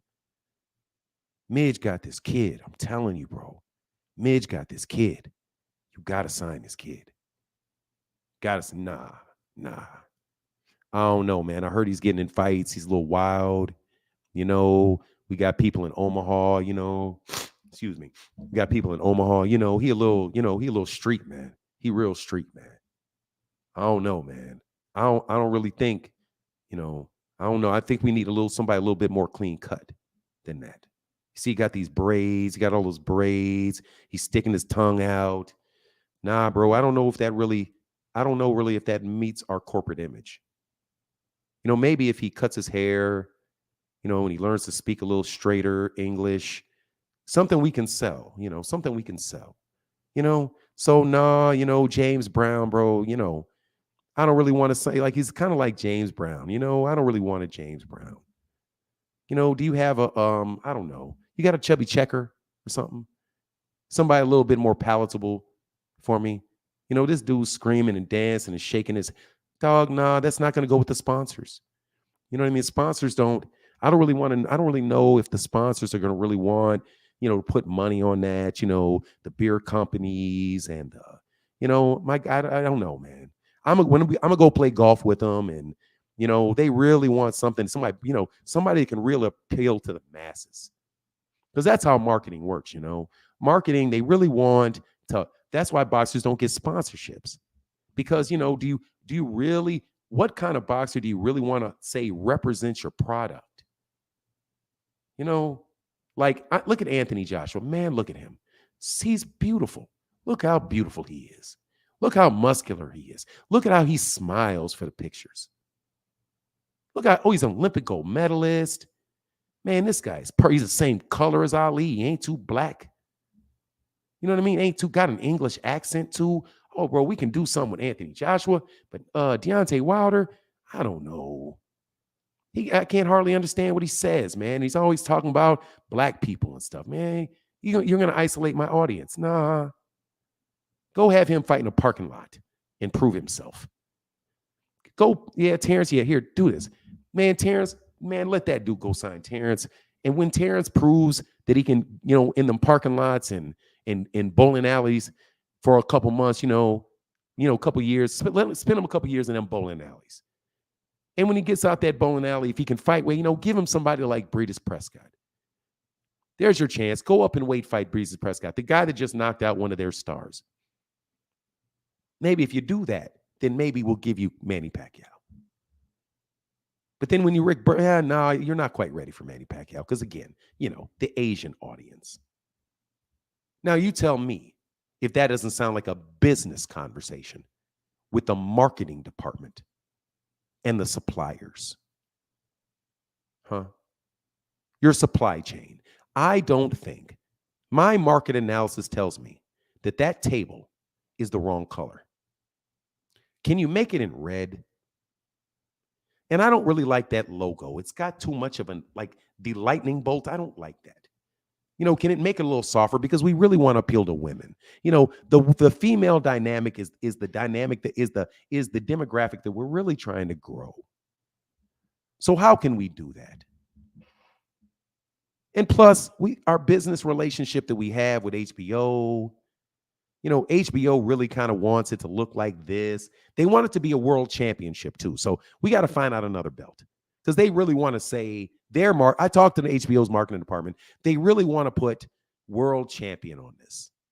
So, hey, look, so make sure you go get them like the NBA, NABF. Call Mauricio and see if he'll make a what the fuck ever belt and give him a what the fuck ever belt. And we'll call it a what the fuck ever championship.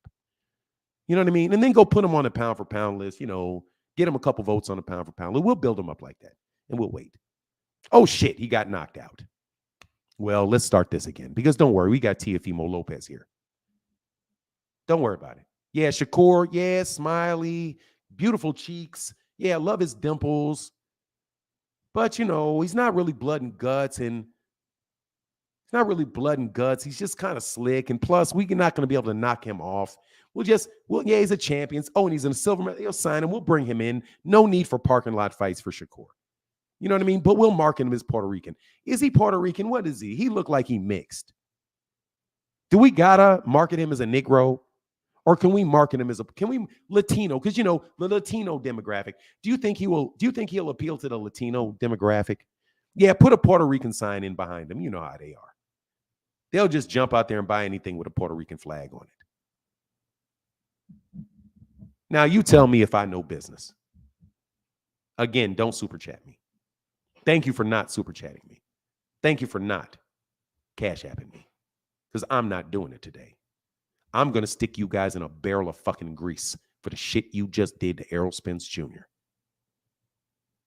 I'm going to sit you in a barrel of fucking grease and cook your ass until I feel like stopping. Because trust me, it's God-gifted.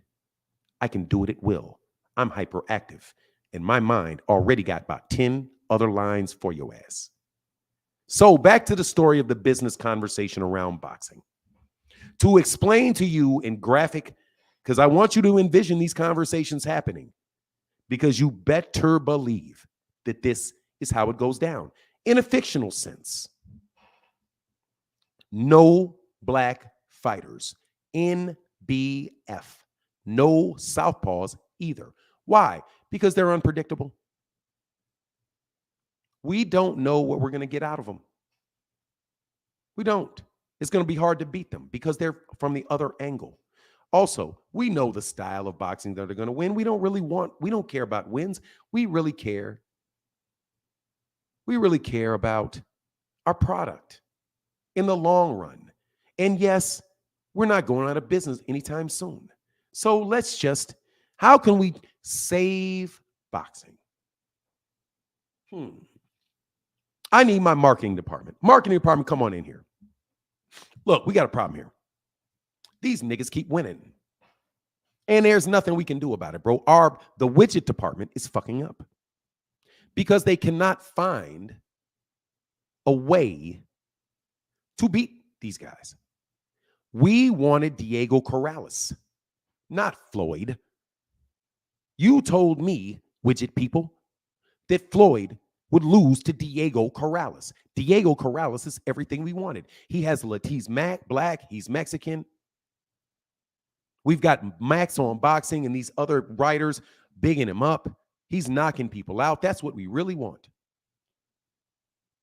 But you put him in there with Floyd, and Floyd washed him. I thought you said you thought he could beat Floyd.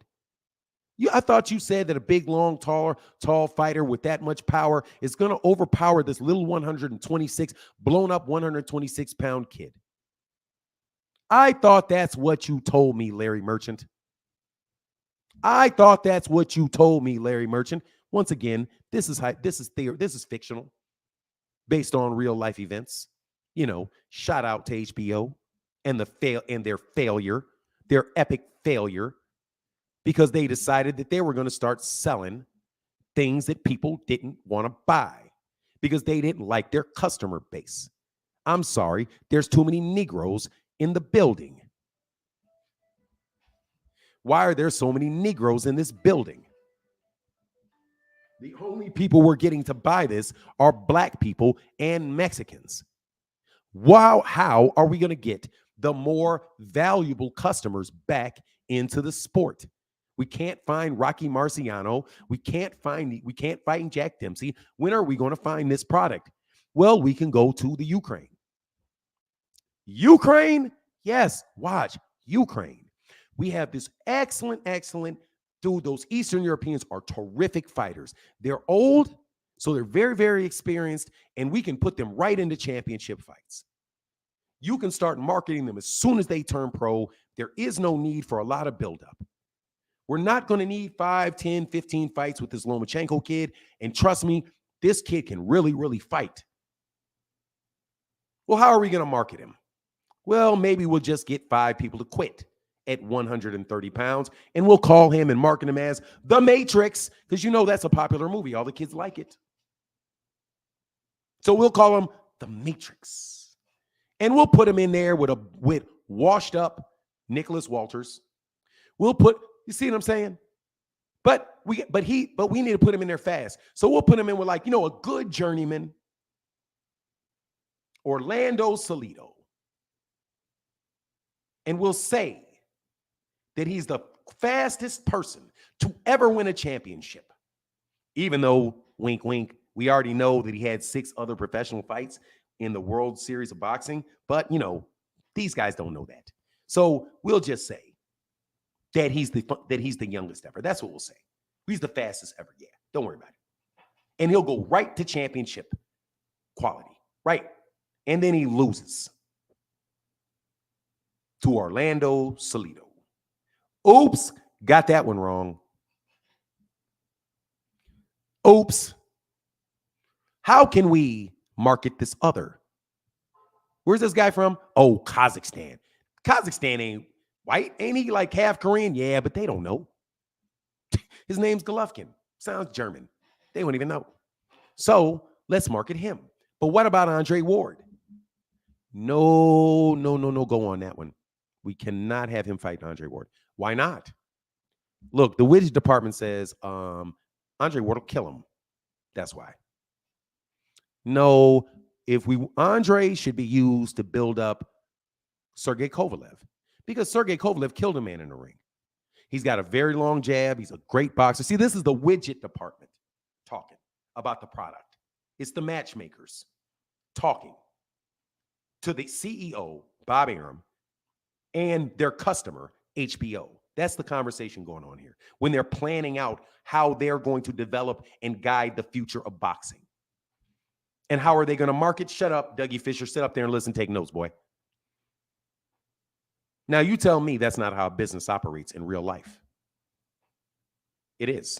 That's exactly how business works in a real life situation. That's not a conspiracy.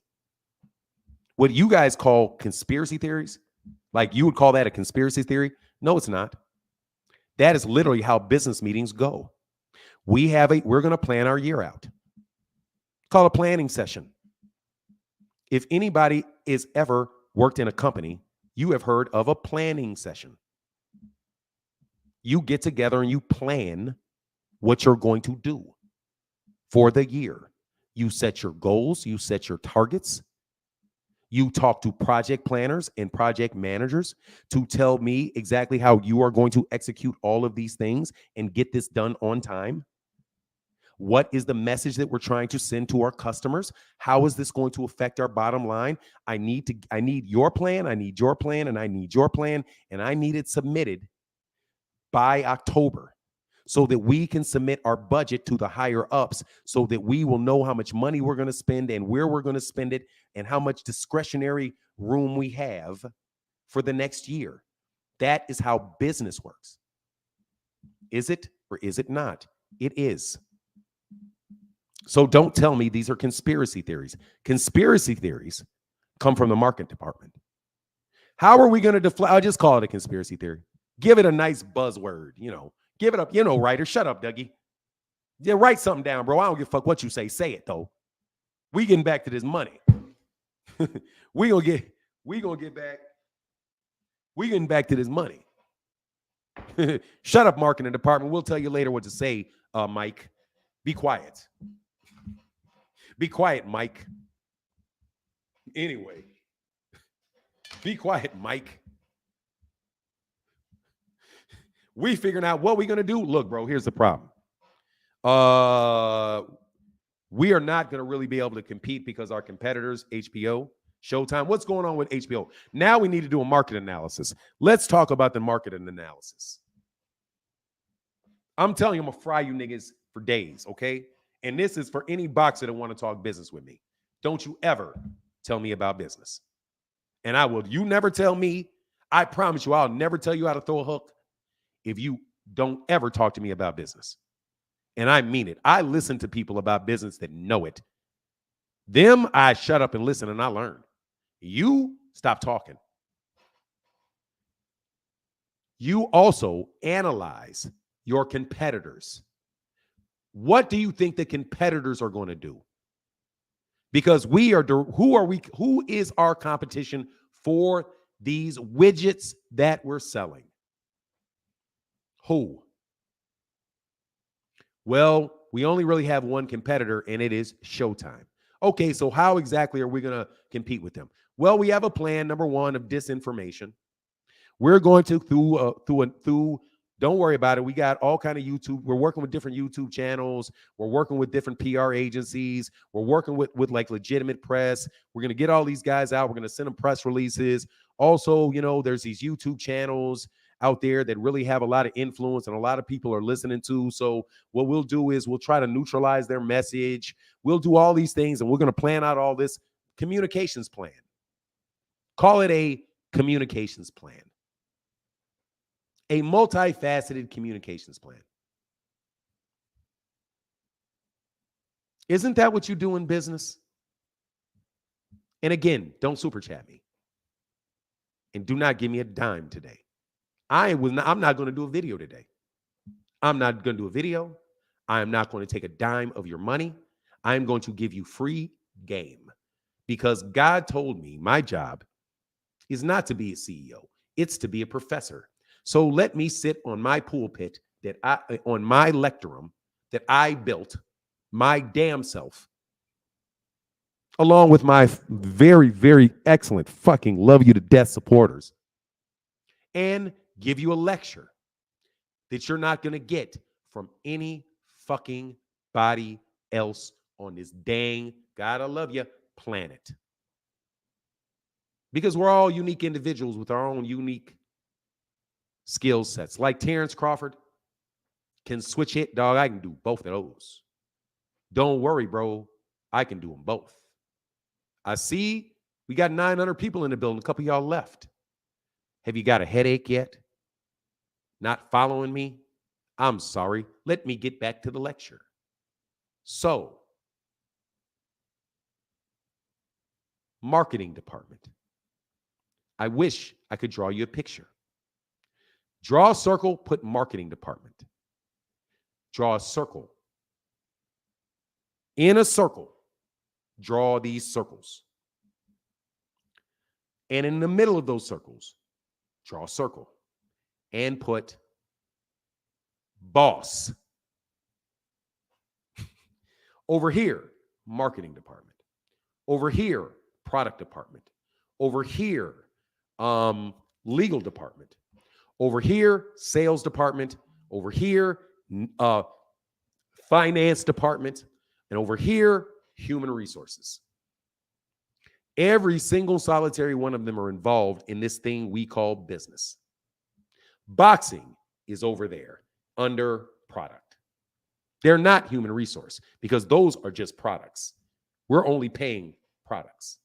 Human resources is over here, and we're talking about secretaries, employees of our company. You people in the media are in the marketing department, but you are calling yourself journalists, which should be independent of the entire thing. However, for you all, just take that marketing department and point lines straight to public relations, or inside of marketing, put public relations. Because your marketing department might actually just do the internal marketing. The public relations are going to go to the YouTube channels. They're going to go to the journalists. They're going to go to the people, the quasi-journalists. They're the ones that those people, for whatever, I can get you a pass to the fight in exchange for this positive treatment. Now, is that or is that not what Eddie Hearn said about Dan Raphael when he threw Dan Raphael under the bus? When he said, you know what, man, I love this. All I've got to do is give Dan Raphael, and this is my recollection of what Eddie Hearn said about one of the biggest journalists in boxing. No pun intended. All I got to do, and I'm paraphrasing, and I'm telling you what I think I remember. Before y'all get excited, legal department, I'm telling you what I think I recall. Go verify for yourself, and if I'm incorrect, let me know. I will fix it. All I got to do is give him a hotel and a meal, and I'll get good coverage. This is great. Highly unethical.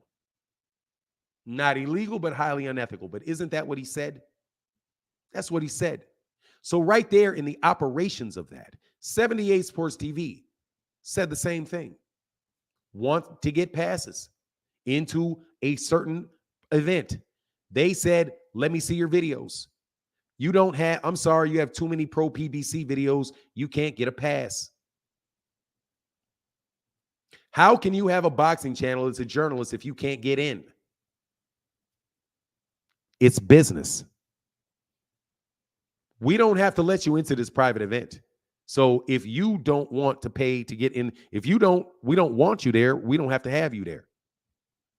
Cover it off television, which is why I made the business decision on this channel to never do it. Because I can't take, if I take any money, if I take any inside information, then there's something that they're going to want in return. And I'm not willing to give it to them because this is a small business and I can't afford it. You guys want me to go to fights. I can't afford it. You want me to gamble. I can't afford it. That is bad for my business. I need to make a profit in my business because the purpose of this business is to provide for my family. So back to you, BDA and Errol Spence, in case you guys are losing and going to sleep. Let me be a little more sensational. Errol Spence Jr. does not have a college degree. Doesn't have one that I know of. Father is retired. Mother is retired. They rely on the income of Errol Spence Jr., who is the center of his business. So he, as an executive of his business, which, by the way, has been highly successful,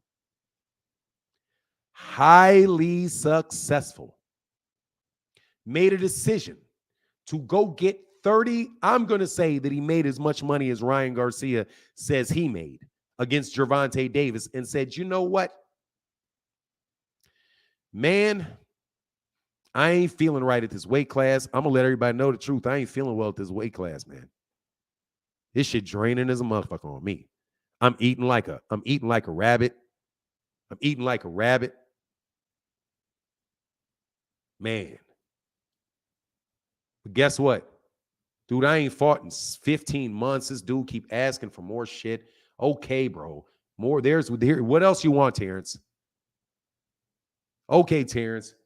You want 50-50 or whatever it was. You want that money. You want a big guarantee. Jeez Christ. What else do you want? You want the, okay, God, dog, you got me on over a barrel in a negotiation because I got to fight at this weight class. I should have been left it. You know I should have been left it. You can make it more easily than me. You're already fucking hard as shit to beat to begin with. So, okay, God, dog, but I want to know if I can beat you, number one. But just like I said in the press conference, we about to make that bank. And just like I told Brian Custer when he snapped on the marketing department, shout out, Noop, an esteemed member of the public relations committee of Showtime, an independent contractor, Brian Custer, who will actually tell you that's his job. He'll actually tell you that's his job. So he gets up there and says something that somebody probably wrote for him. Hey, Errol, you've been telling me since you went pro that you were working for this dream to be undisputed. And Errol Spence Jr. looked at Brian, shout out Noop, says, man, you just said some bogus shit. When I was an amateur, I was talking about this money. Once again, a very sharp mentally. Very sharp mentally. Now, I wonder if the guy that put that half-ass report out recognized how quickly Errol Spence reacted to that statement. My grandmother, who has Alzheimer's, I don't think she can do that. Not my grandmother that has dementia. I don't think she can do that. He said, I ain't never said that. He didn't say, really? I said that? I don't remember that. So he said, no, it's the money. Why? Because he's a businessman. And his business costs money, called kids, called girlfriend, called dad, called mom, called sister, called nephews, called nieces, called cousins. And all the things that go around every man that is sitting there saying, damn it, I gotta go to work. I'm not healthy. I gotta go to work. You think it's dementia that gets coal miners to go jump into a fucking coal mine where they know they're breathing in toxic smoke, toxic shit every day that's eventually going to kill them? Do you think that? Well, you know, I can see that he's breathing heavy. I think that may be dementia because you have to be demented to do something you know is eventually going to hurt you. You would never do that. Oh, you want Errol Spence Jr. to go jump in there with Keith Thurman for less money and have him beat him up? Or maybe he should just say no to the $30 million, you dumbass, and go fight Jaron Ennis, who will have absolutely no mercy on somebody with dementia that can't defend themselves because they have severe neurological damage. How about, doctor, you're a fucking moron? And right there, it shows me that you're a fucking fraud. Because you cannot call a highly logical decision the product of a bad functioning brain. How? Dr. 804. Dr. Ho. How can you say, and I listened to that raggedy shit that y'all put out. I'm sorry, marketing department. I got to talk to you for a second. You went over the line. You crossed a line that is bad for the business. because now you're slinging mud at everybody. Because Errol made a decision to get more money in one night than 99.999999999 into infinity of people will make in their fucking life.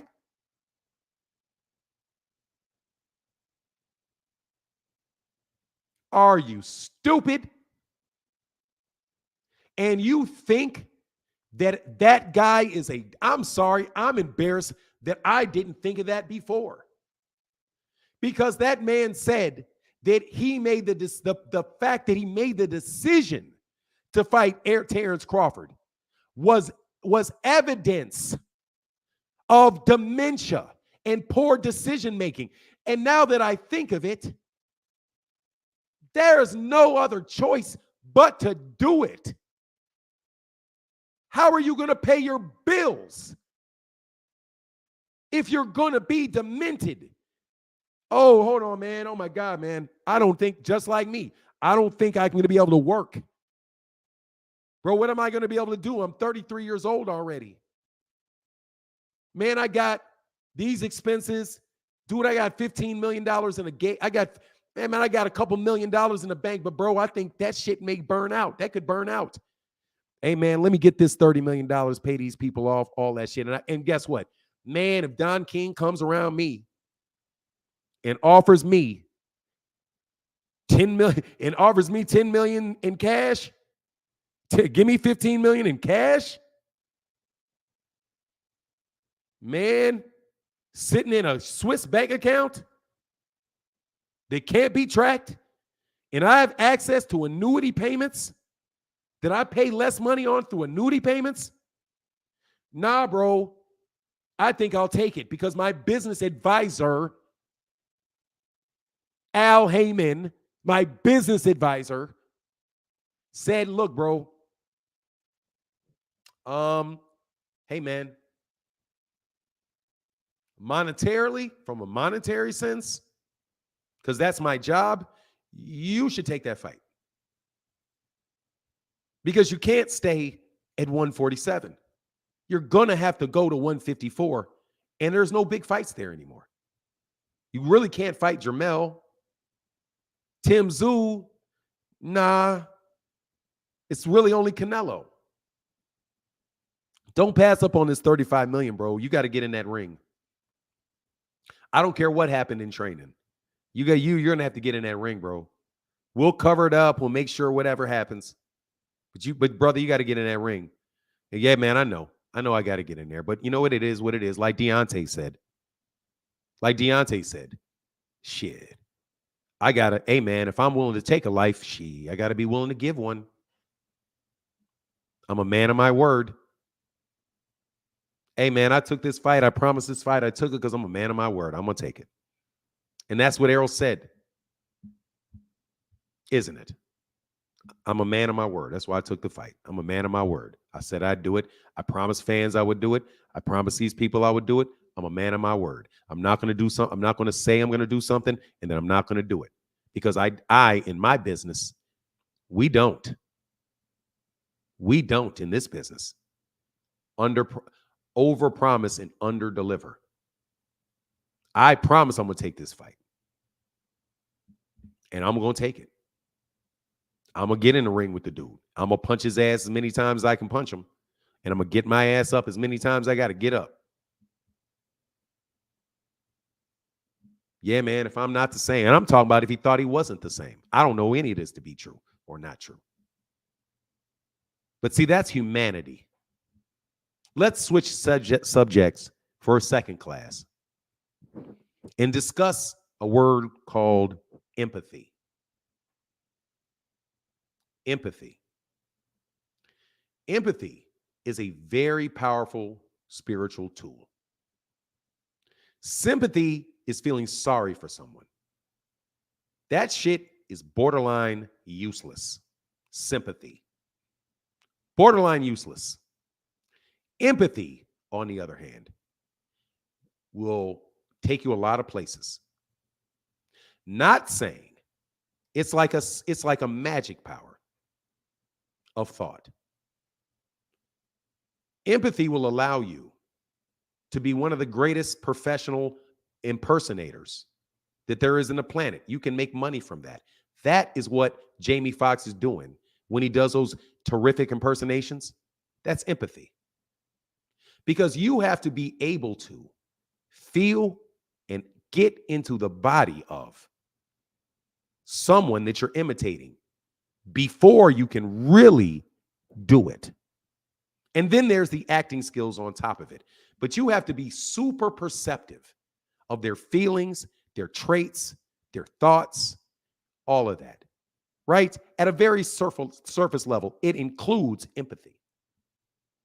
When you want to understand why people make business decisions, empathy is essential. You have to be able to put yourself in their shoes and feel what they feel. Assume that they are a human being because they are. And they have the pressures around them that you do. It does not matter whether or not their computer is better than yours, their car is bigger than yours, their house is bigger than yours, they've got more money in their bank account than you do. Their basic fundamental life is the same as yours. So take yourself and surround yourself with everything that you know that they have. If you can envision it in a room, it's that much easier. And in your mind, before long, you will be walking around their house, smelling their gloves, smelling the gym that they're in, looking through their eyes into the face of their crying mother.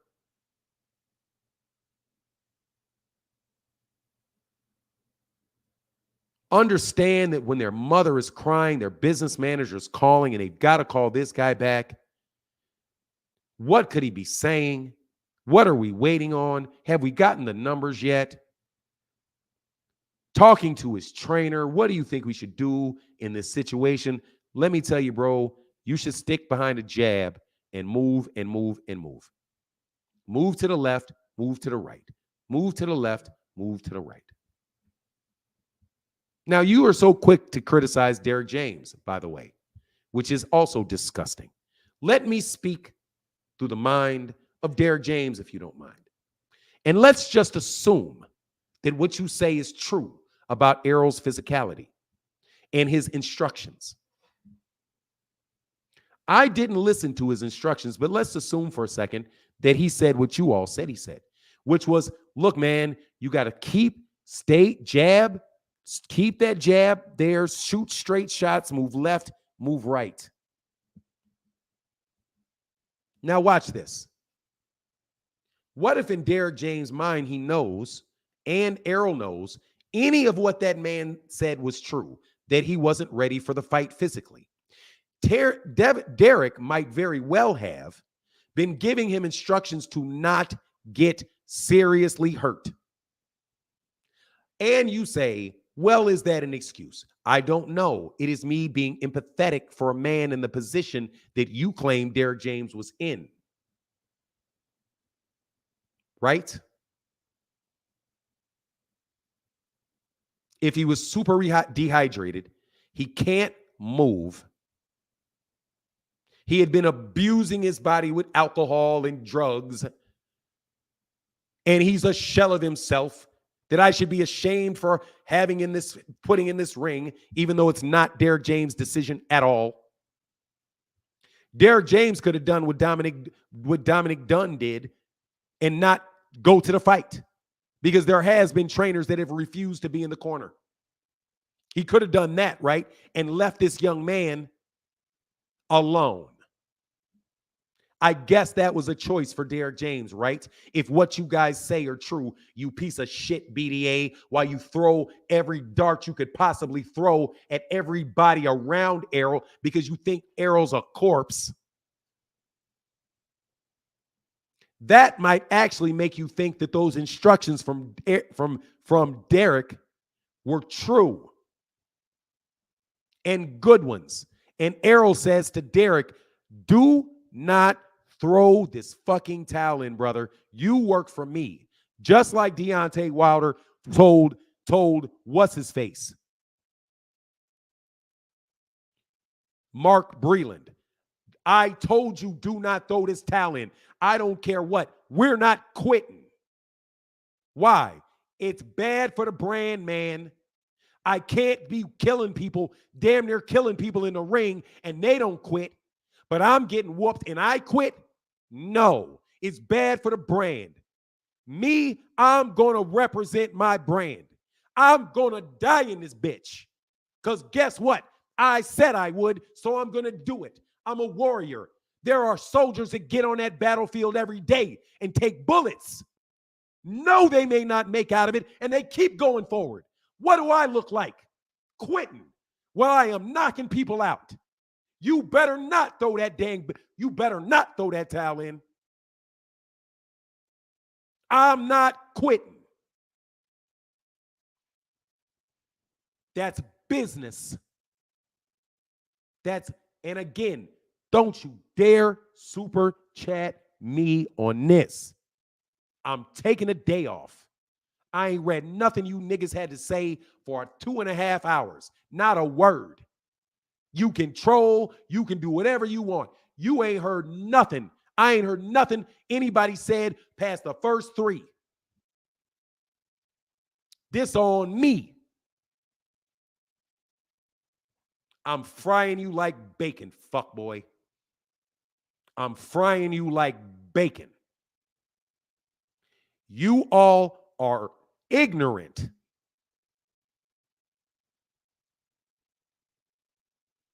You are ignorant.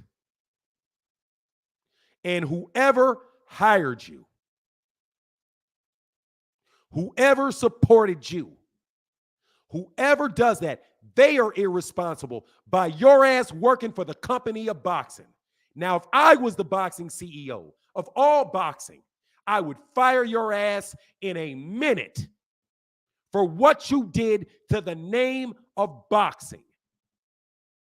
Now, for everybody who want to ask me what I would do if I ran boxing, I would do this.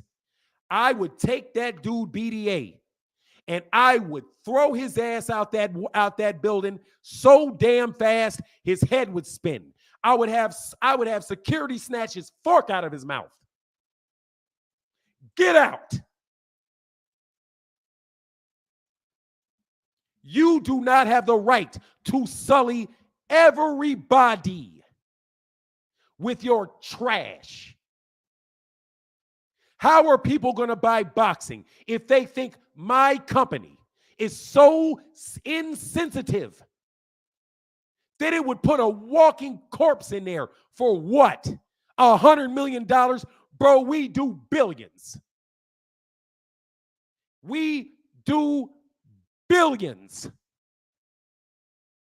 I'm not in the business of $100 million. I don't care about $100 million. Your bullshit that you put out there could cost me everything because there's something called the federal government, you clown. And I told you, and I'm telling you, I'm acting right now. I'm empathizing. There is an entity called the U.S. Senate and the U.S. House of Representatives. There are local political representatives all over the United States of America. And if I am doing things like that, they are going to knock on my door for political points. That's why we had to institute a Muhammad Ali Act to protect fighters. That's why John McCain in Nevada got it involved. There are 50 people in the Senate that can fry boxing at any time they want to and make it illegal, like Howard Cosell was trying to do in the 1970s. You idiot. You think that your peon ass is going to be out here diminishing what everybody is eating?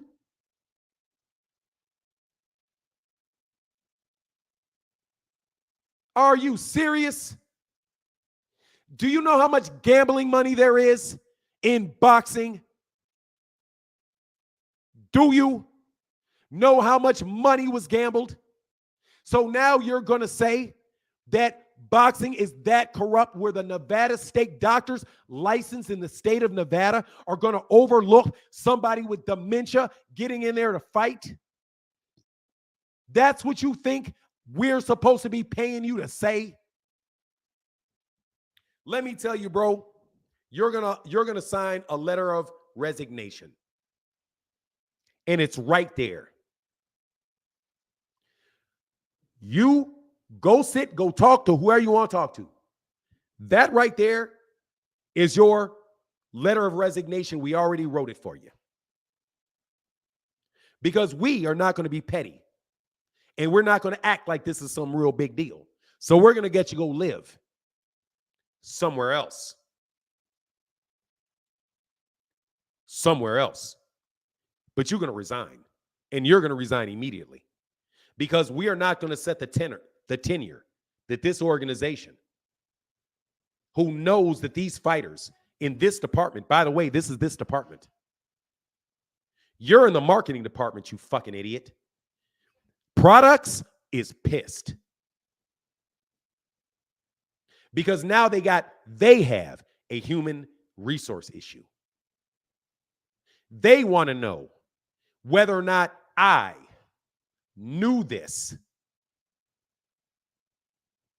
and whether I am willing to do that to people that we partner with. No, I'm not. No, I'm not. I'm sure some other CEO is, but not me. We don't need it. We don't need it. Just like we don't need a bunch of tune-up fights at ESPN. Let me tell you the spectrum here of shit we don't need in boxing. We don't need a bunch of soft, pity-patty bullshit fights with prospects where there ain't no risk in it for the guy. Because it's not interesting. Because it's not interesting. Okay? I don't want to see, I'm sorry. Yeah, widget department. I know you think that you're trying to grow this fighter, bro. I'm not interested in Shakur Stevenson versus Mick Conlan, okay?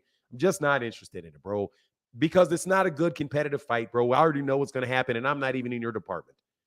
That's called designed obsolescence, okay? Another business term, designed obsolescence. Bro, I don't want you to be set these fights, pull me in any fighters that you know are just there to fail, okay? Over and over and over again, no. We need to have good fights, competitive fights, no. And I like Showtime's business model. I really do. Because the business model over there means I have to come out. Finance likes Showtime's business better. Because they don't have a lot of upfront costs and it's all coming directly from the customer. It's pay per view. We like that. Because then we don't have to pay them a bunch. You over here trying to get me to pay for shit that these people you don't even know if they want. Okay? So you're trying to operate, Top Rank, you're trying to operate like a cost center. I'm not interested in your cost center. You're a cost center, it's cool. You know what I mean? It's cool. But here's your budget, not a lot. Over here, I'm going to give more money to you, Steven, because you know what I like about you? I like that you don't waste money. I like that. I like that you are able to negotiate deals where fighters do not have to ask the finance department for any money, and you are able to then sell it directly to the customers who you already know like to buy at a price point that you already know is successful. I like that, man. And since I just bought all this shit, guess what I'm going to do? Steven, I'm going to move you out of this movie department, and I'm going to put you over here in the sports department. Okay, I know you like to do those, those films and all that, but I really like that pay-per-view model. And I know what else I really like about you, Steven. You got that guy, what's that nigga name? Floyd, what's that broke nigga name? Keep acting like you got money. Floyd, yeah. What do you mean, boss? Why you mean broke nigga act like you got money? Bro, because, you know, I own boxing, which means, come on, bro, I'm worth 15 billion of real money. Okay? Not fake money, real money. And guess what else? My sister got 15 billion too. And guess what? My cousin got 15 billion. So truth be told, when you tie us all together, dog, we ain't even billionaires, bro. We like the Saudi family. We got trillions. But don't worry about it. Let the PR department go put your ass on Forbes. But whatever. See me empathizing with a rich white man? Because trust me, in this picture of me owning boxing, I'm a white man. I'm trying to, you know, be a little humorous. But anyway, you get my point. I like you, Steven. I like you. I really like you. So here's more money. Here's more money. Don't worry about it, bro. Look, you can pay I am willing to gamble more money on these guarantees because I trust you that you're going to get the money back. You know why, Steven? Because you've consistently underpromised and overperformed. And I like that, bro, especially out of a lawyer. Especially out of a lawyer. You know what I mean? Like, you're a lawyer. How the fuck you do this? Your ass supposed to be able to writing contracts. But you're actually an astute businessman. I like that in you, Steven. I like that in you. So here's your money. And we're not going to don't worry about this. Don't worry about that marketing department over there that's doing all that shit talking about you. We're going to fire them. What do you mean? Oh, yeah, I'll tell you, Steven. Come on here. Let me tell you what happened. Joke, Steven. Man, I'm telling you, I'm performing for y'all today, man. Don't super chat me. I'm having fun. Steve whispered, because this is all fictional. Hey, Steven, since y'all want to make up shit in movies, like with Jaws soundtracks and cars flipping that the kid's not even in, let me be as dramatic as you want to be. And I'll do it off the spot. And I ain't got to be unethical to do it. Hey, Steven, come on in here, bro. Roll up that blunt, bro. Hey, dog, for real. Hey, roll it up, bro. Fuck what you talking about. Roll it up, man. Roll it up. Yes, roll that shit up. Roll that shit up. Because I'm going to talk to you. Yes, well, let me tell you what I'm going to do. See, what they don't know is we don't fuck with ESPN, bro. We're going to, look, dude, this dude that works for me, his name is Bob Backish. Let me tell you. Seriously, man. Dude, I'm not going to fire you, bro. Roll the blunt, smoke the thing. Okay? Hey, man. Bob Backish is my dude. And so basically what Bob said, Bob was like, look, man, we going to take over a Disney. We rolling Disney, bro. Like, we're going to roll Disney, then we're going to buy Disney. That's what we're going to do. You know, we're Paramount Plus, bro. We're going to buy Disney, and then we're going to roll Disney. Don't worry about it, bro. Trust me, we're going to roll them like you rolling right there because they talk too much shit. You know what I'm saying? At golf. Man, I'm golfing with this dude, man. I'm like, bro, I'm going to buy your ass. You keep talking. So anyway, he was talking. So we say, hey, look, bro, we about to go big at Paramount Plus. Our game is this. We're going to buy up everything. What do you mean? Yeah, we're going to buy up everything. We want to do everything because they specialize. So since they specialize, we're going to buy up all our competition. And we're going to buy up all our competition. And we're going to compete very, very heavy in everything that they compete against. So, for example, you know how they got the UFC over there? Dude, when we buy Showtime, now we got, what do you guys got over there? Bellator, Bella, whatever. Don't worry. We're going to get Ngannou. We're going to get all these dudes out of Cuba. Don't worry about it, bro. We're going to get all these dudes to sign with Bellator. And guess what else we're going to do? Whenever they have a big UFC event, we're going to put on a bigger boxing match. And we're going to get all the buzz because really and truly, UFC is big, but it's not really as big as any particular big boxing match. You know what I mean? There's no UFC fight that's going to be anything like Mayweather and Floyd. Fuck what they talk about. And by the way, my boy already bought the company. We already bought that from Dana White. We bought it. Don't worry about it. We got it. And they're going to be doing their things, but don't worry, bro. But all that stuff over there at ESPN, dude, we firing Max Kellerman. We firing him. He going to be up out of here. This next cut, he getting fired. He going to get fired. I ain't going to play about Andre Ward, though. That's my guy. Honestly, no matter what, I fuck with Andre Ward. So we're going to take Andre Ward out of this scenario. Don't worry. We're going to dump half those dudes on that staff. We're going to dump half those dudes on that staff. Yeah, man, but what about Mike Coppinger? Do I got to let him in my event? Nope. Don't let him in. Don't worry. We'll send Stephen A. Smith over there, man. We'll send Steve. Don't worry, man. We be joking behind the scenes. We're gonna throw Stephen A. Smith over there. He'll talk about it for a little bit. I don't care about no Mike Coppinger. Doesn't make it shut up. He shouldn't have been lying and saying we was going out of business. You know what I'm saying? He should have been working with them dudes. If the fuck be okay prime, bro.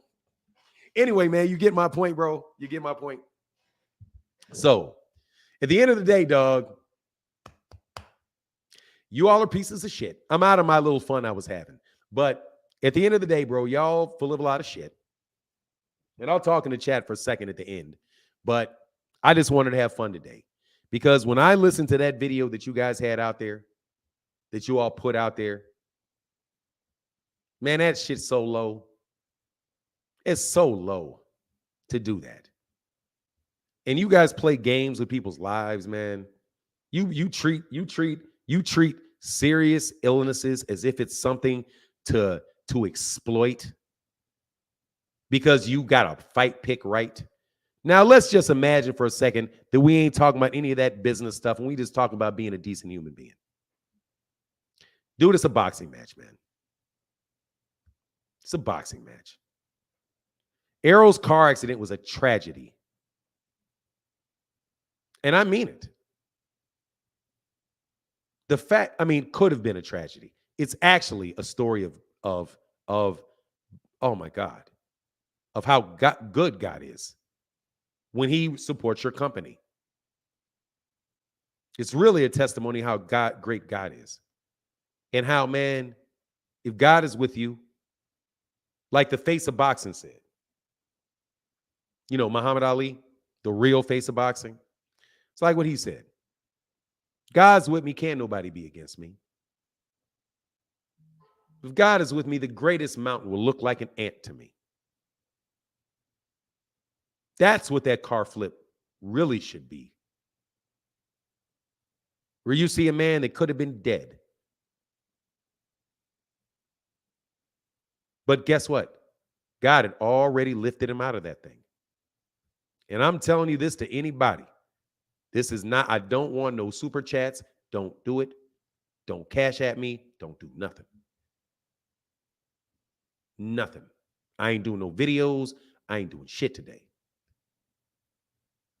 This on the house. You are disgusting, young man. Disgusting. That picture that you see flipping, God had already lifted him out of that car. God had already said, come on up out of this. I'm going to drop your ass for being dumb. Boom. But man, don't worry about that car, bro. Now let me ask you something about them gold chains, Errol.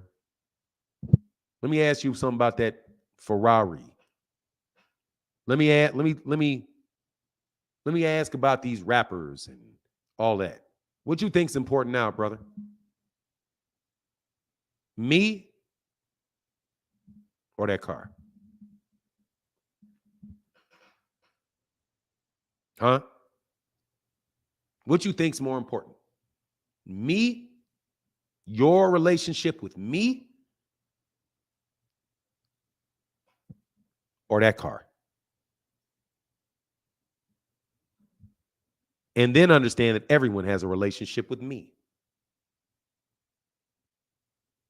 Well, Lord, it's you. It's you. You are more important than that car.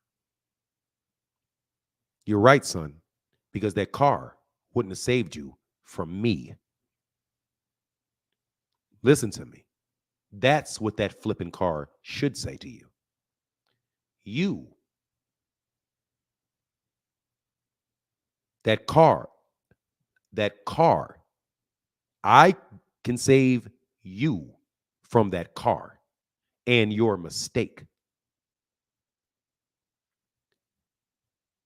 That car will never save you from me if I don't want it to. 100 miles an hour. You were unconscious, baby boy, before you left the car. I tapped you on the head. Bop, go to sleep. Bop, get out. Drop your dumb ass. Your dumb ass. Boop. Stop that damn drinking. Stop that shit talk. Stop it. Whatever you're doing. Bop. Focus on your kids and your family. Like Errol said he did. And he dropped him. And he let that car flip and flip and flip and flip and flip, which honestly didn't even mean anything because he wasn't in it. But you represent a blessing from God with some hocus pocus ass dude that won't even show his face and use it to blast the very same sport that feeds you. Ain't that what you did? That's what you did. Now you want me to debate me on all of this? You want to go and get on your channel and talk about how Fanon is crazy? Yeah, Fanon's crazy, bro. Because trust me, God slaps me. Slaps me hard when I ain't doing right. And I mean it. That's my true belief. That's the fear of the Lord. Man, the Lord is in everything. You can call it whatever you want. I'm telling you what I believe. The Lord is in everything. Everywhere, everything, every breath, every thought, everything that happened and everything that will happen. Because guess what? It is. I am that I am. It is, so it is. And it ain't my job to question it. And if I ask too many questions, he's going to say, shut up and listen to what I'm telling you. Because, son, I ain't debating you about whether I'm here or not. I only debate my equals. Everyone else I teach. So every one of you arrogant fucks that want to walk around here and act like you know more than you know, don't worry. You got a reset button. Boop. But yet, Errol was taught that lesson in front of all of y'all. And he admits it and delivers it to you. That was a message from God that if I don't get my life straight, if I don't focus on my family, if I don't take care of my kids, I will lose everything that he gave me. And that's what the message that he delivered. But yet you use that to attack Al Heyman, attack Terrence Crawford. Because let me tell you something about Terrence Crawford. And I believe this. I believe he is a nice guy. This behind all of and there's not even a lot of that. The whole world is against me, everybody. Yeah, because God's got something for Terrence Crawford too. God's got something for Terrence Crawford too. He knows Terrence Crawford. He saved Terrence Crawford. Boy, let me tell you something, man. You better stay in that gym. Let me bounce this bullet off your head. Because you got to make a lot of money with this kid I'm about to drop from a car.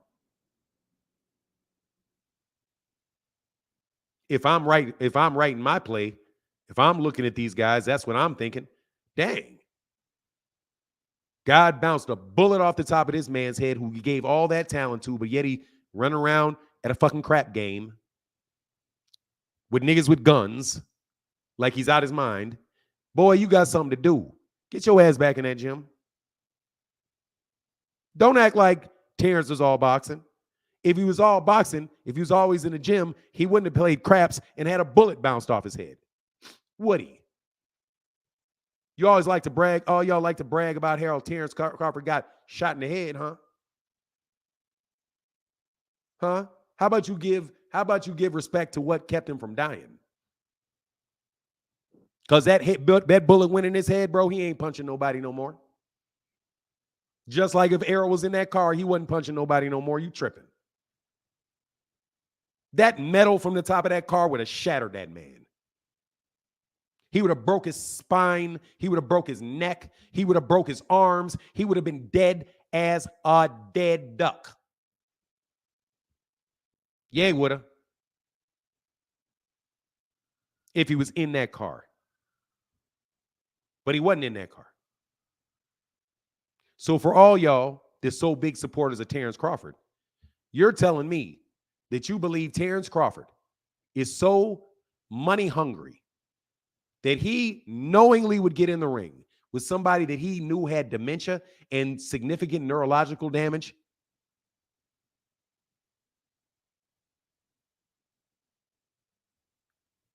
Why would you put that on Terrence Crawford? Him dehydrated, can't make weight? Yeah, you jump in there and whoop your ass like that. But legitimate brain damage, and it's known, like you said, like was said on that video, you think he'd do that? Bro, stop it. Errol Spence Jr. was walking around.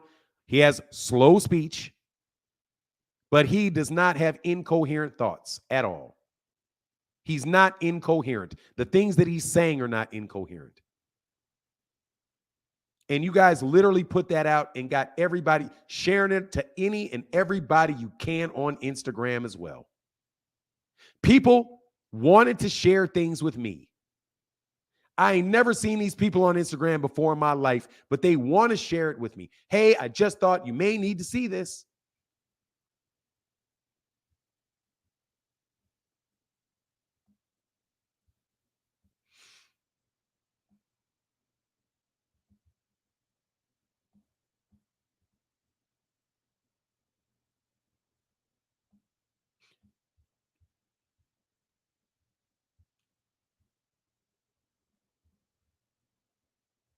You hear me?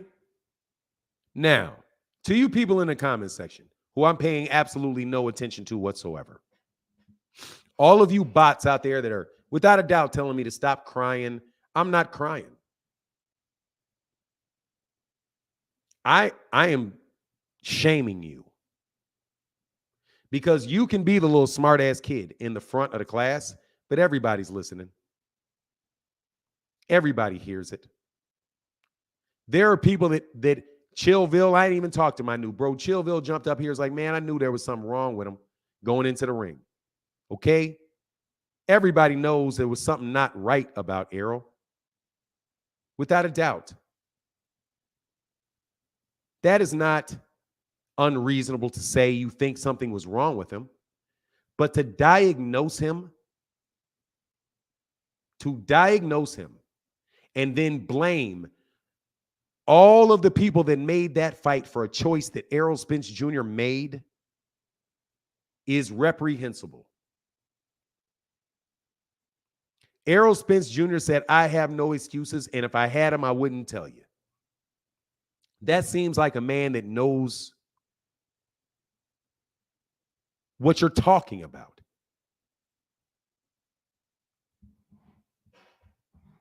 And if you are so petty that you cannot listen to a conversation like this, and the only thing that you hear is somebody's making an excuse, you are a miserable person. If you cannot respect another human being's right to privacy, another human being's reputation,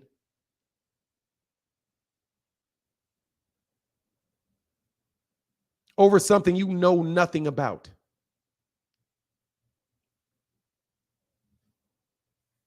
I don't care if you like me. And I'm telling you right now, I don't care. I'll talk to this. All I see right now is 736 people in here. I don't give a fuck what you think about me.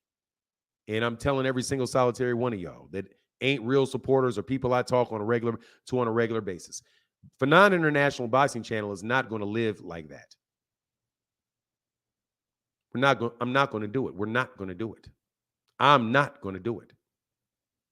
Tell the truth, shame the devil. You all are doing a job on Errol Spence Jr.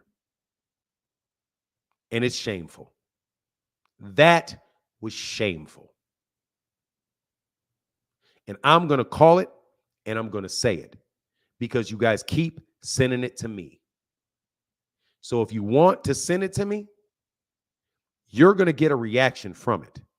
And this is the reaction. BDA, that was so irresponsible of you. That even, and I'm telling you, I've seen your channel maybe 2 times on accident. because I know you're a troll. I know you are. But so what? A lot of people are trolls. No biggie. You know what I mean? Like, no biggie. No biggie, really. There are a lot of people out there that just, don't like what another person has to say and that type of stuff. You know what I mean? There's a lot of people out there that put other people's names in videos and do that type of stuff. You know what I mean? That's your business model. I understand. That's you guys' business model. You're never going to grow like that because people are not going to care what you think. You all, and I'm telling you, boxing writers, you can say what you want. There are people that respect what I think, right or wrong. They respect what I think. And it's not my job as a consultant for you to agree with what I say. It is for you to give. It is not the job. It is the job to give you the best that I can give you. And today, the best that I could think of giving you, even though I've been given other things to give you, believe you me, I've been given other things to give you. I'm not using it. Not going to do it.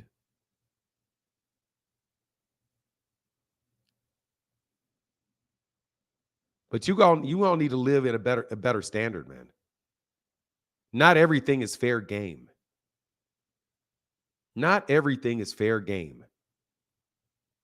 And ultimately, it's bad for business. Look at Don King and the reputation you guys gave Don King for stealing.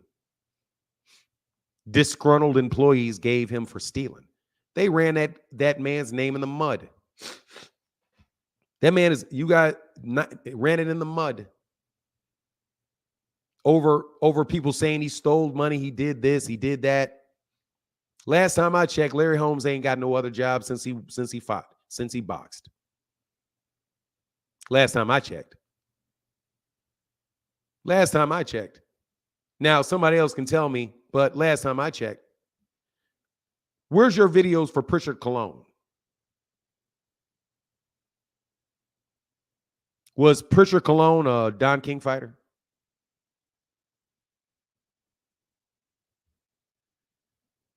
Also, what's the relationship between a manager and a promoter? Doesn't your manager have to deal with the promoter, Don King, to get the deal done? If you don't have any money, what about your manager? Where's the responsibility for your manager? Just wondering.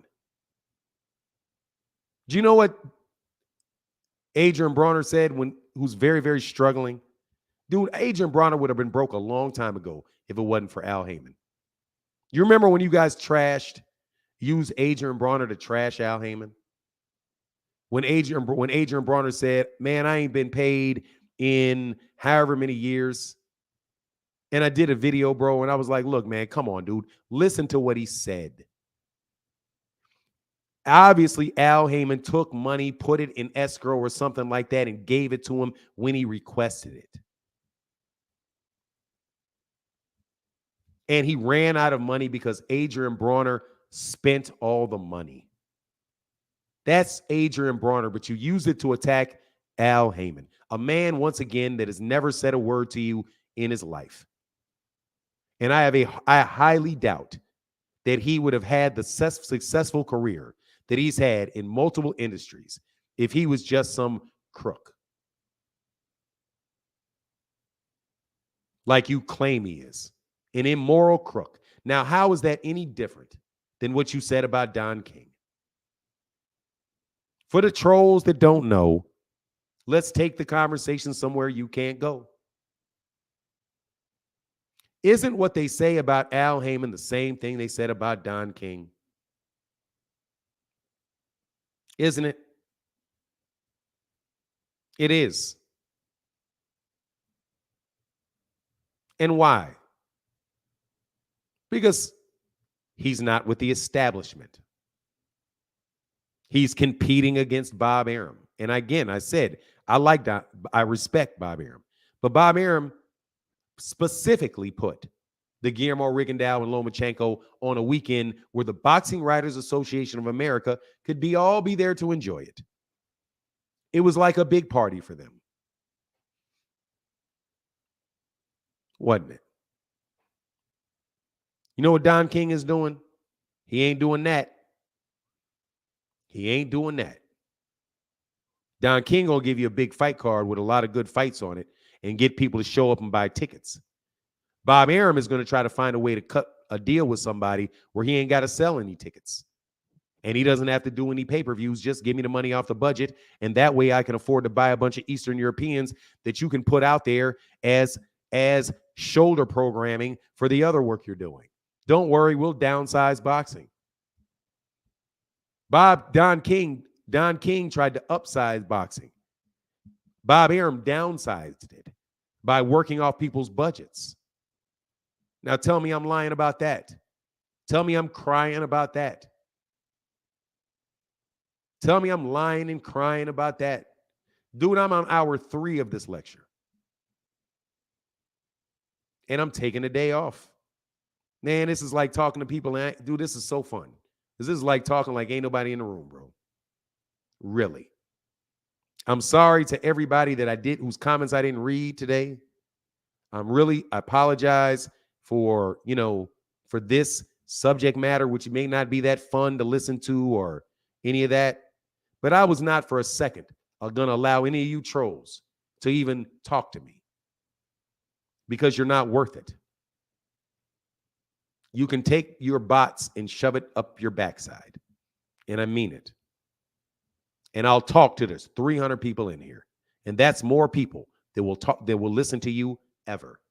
Because you suck at what you do. Which is why you have to do videos that are that disgusting. And I certainly hope that I dismantled and debunked the validity of that video. Because that was my intention, to invalidate and debunk that piece of, that borderline snuff film that man put out there. And let me reiterate. Errol Spence Jr. was not in that car when it flipped. That spooky music that he put on it had absolutely nothing to do with the subject matter at hand. The doctor that you guys are quoting as saying he has significant neurological damage, talking about dementia and Alzheimer's disease, did not show his face, did not give his name, did not examine Errol Spence Jr., did not confirm that he was a subject matter expert on it. So you don't even know if he did see Errol Spence Jr., whether or not he would actually be able to diagnose him. That is the reason that he did not put his name on it. That's why he did not put his name on it. He put Dr. 804. You don't even know what he's a doctor of.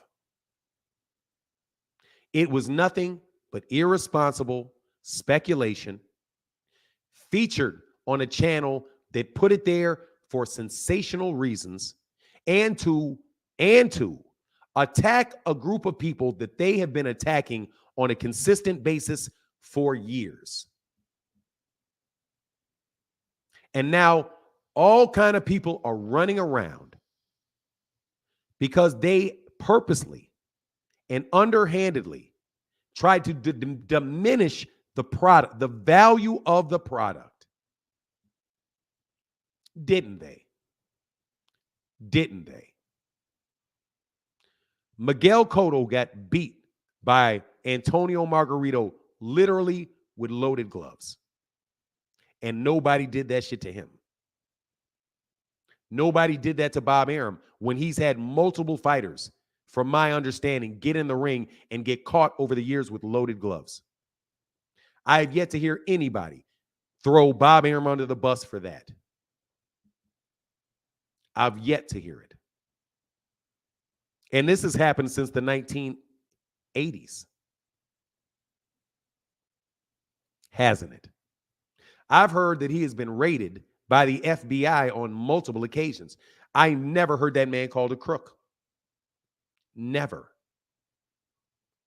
Never have I ever heard that man called a crook.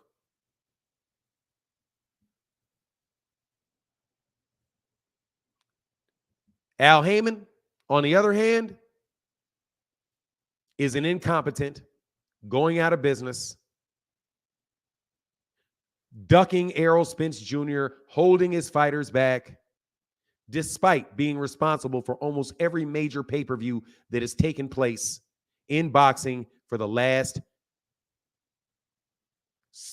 I don't even know how long, since at the very least, Oscar De La Hoya and involved in it, since Oscar De La Hoya and Floyd Mayweather Jr. There's literally not been one major fighter out there that has not been involved in an Al Heyman fight. That Al Heyman has not been involved in their most insignificant fight of their career. Because Al Heyman is the competition. Shame on you. Anyway, man, so you know what it is.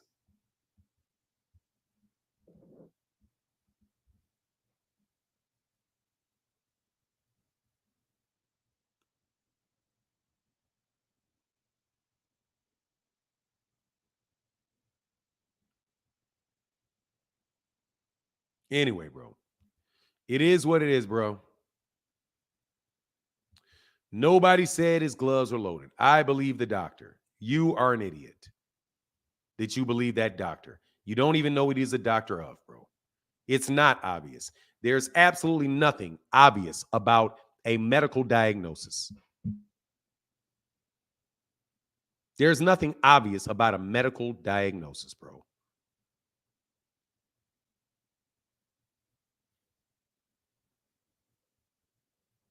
Nothing. If you are not a medical doctor, then it is not obvious to you. What is obvious is that he was in a car accident.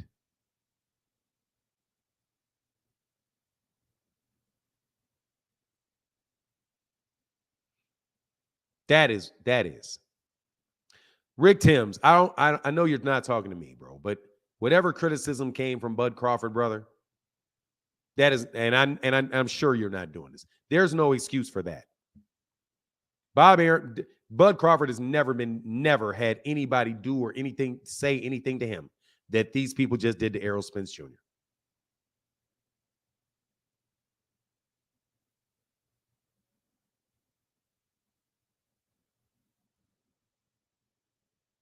And I mean it. It is absolutely shameful what that man did.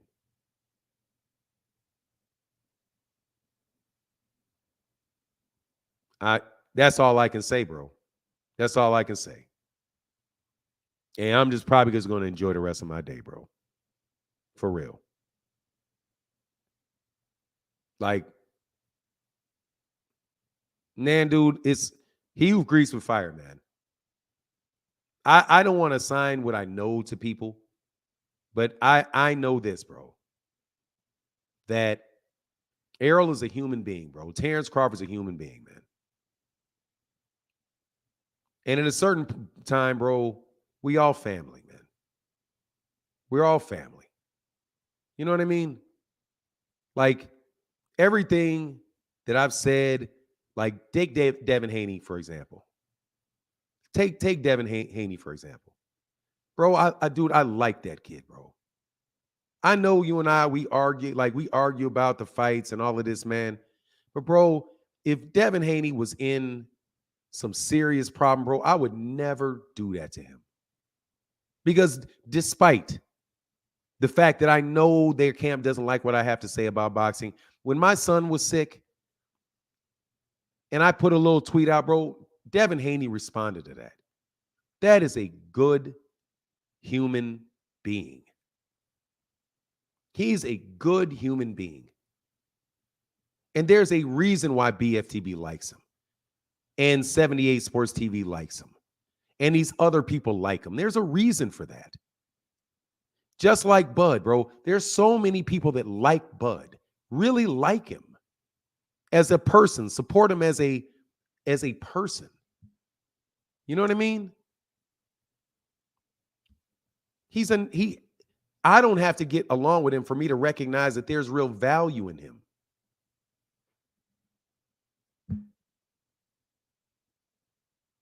You guys, dog, I could put some stuff out, bro.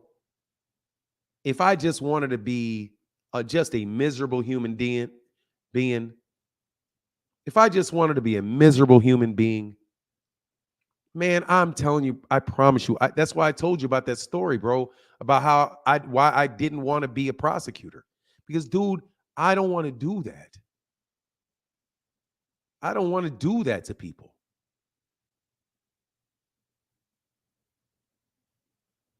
To say that about Errol and to put that out about that young man at probably one of the more difficult moments of his life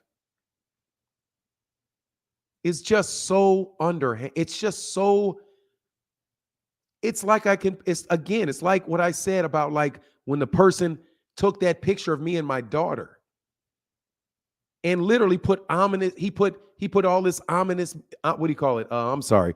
Like this ominous, is that the word? I'm messing up that word. Ominous.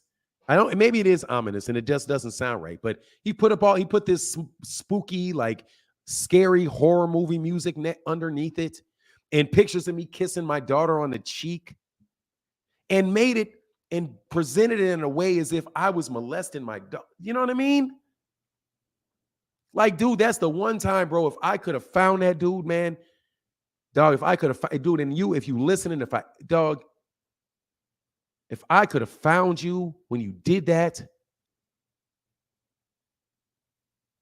and this guy said, well, it's you that weaponized your daughter. No, I didn't weaponize my daughter, you piece of shit. I showed affection for my daughter.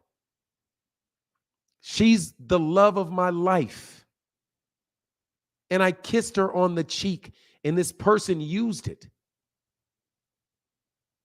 And then later on, somebody called me, took that same stuff, that same thing. And when I said something that they didn't like about Tyson Fury, they said my name was Fanon Hancock and put it out on Twitter that I was one of them dudes that mess with kids, man.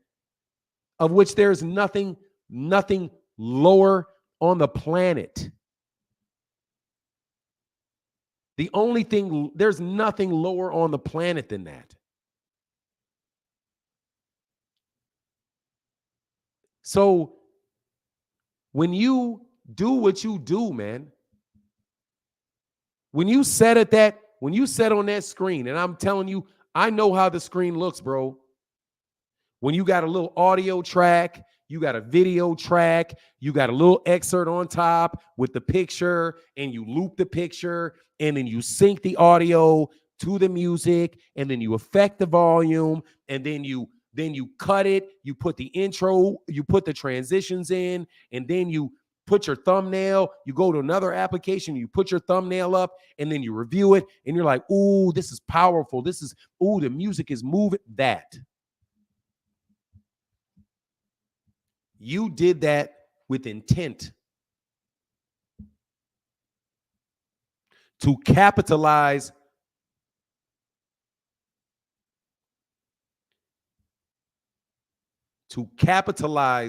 on that man's, I can't even call it failure. On the real, like, no offense to Timothy Stoudemire, but like, man, shut your dumb ass up, bro. I'm sorry, man. I'm sorry. I got to even throw your ass out of here because you bots are in here trying to, I know you're going to keep going, right? I know you're going to keep going. With, I have that injury. If you have that injury that he said he had, how are you talking and typing? How are you doing it? Your hands wouldn't be moving. If you had dementia and Alzheimer's, because that's what they said. Dementia, you wouldn't even be able to. What do you mean? I have exactly, and my father wouldn't let me. Like, people don't know what you do. How old are you to be on here for your father to make decisions for you? If you're making $30 million for getting in a boxing ring, there is no loser.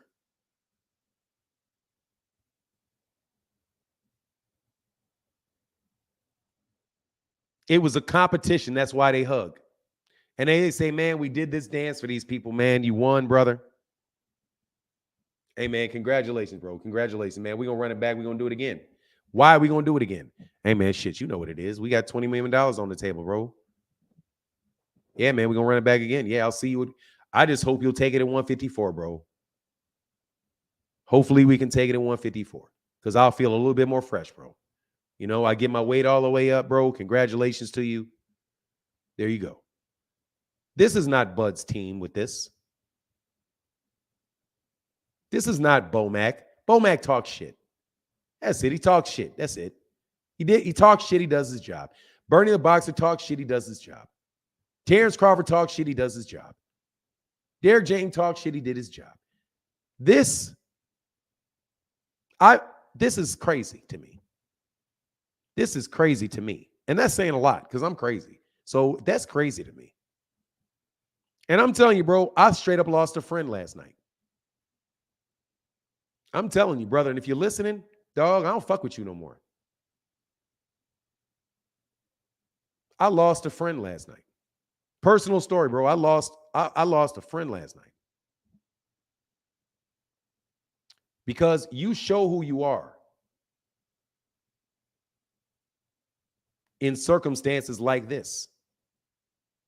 It doesn't have to be your wife leaving you or somebody dying of cancer or something like it's like that. No, I'm going to tell you this story because I hope you're listening, brother.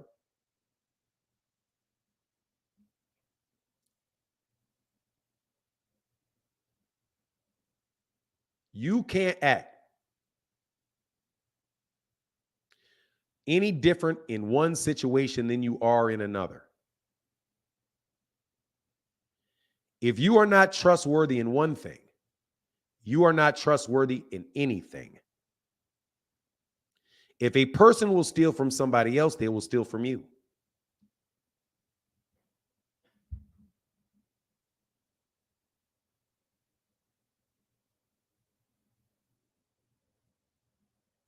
You can be so miserable as to overlook sicknesses in individuals.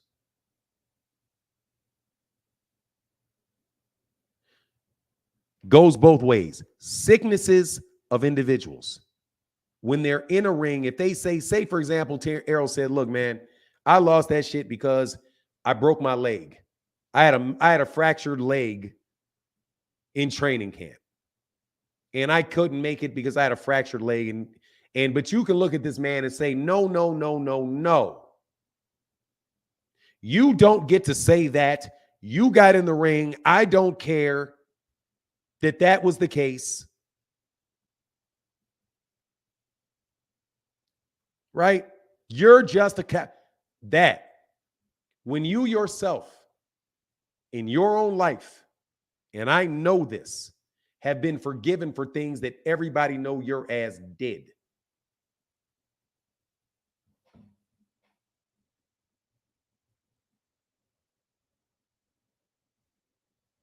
And they accepted your excuse and did not throw your ass under the bus.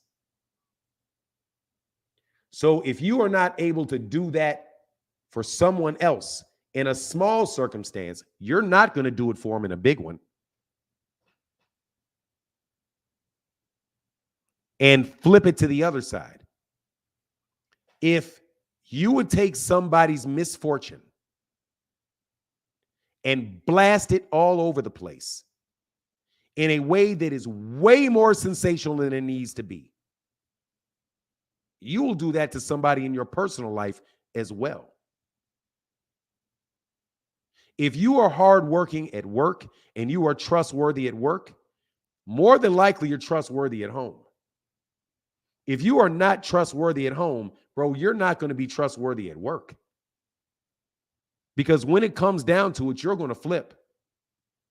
Yes, you are. You are yourself no matter what you do. So you trolls, and I'm telling you, these bots that are just talking, like the bots that are just talking, I mean, dude, these guys are, like I said, these dudes get paid to do this. There ain't no way in the world anybody is, that these dudes ain't really getting paid to do this. They're still very underhanded and miserable people to do it. But a lot of these guys are literally getting paid, bro. Bro, let me tell you what I think. Why I throw you out asking them how much money they made. I think that's $100 million fight, bro. I think that gate was somewhere around $20 million, sir. And I know if they get half of 30 million, that's more money than you'll ever earn in your life.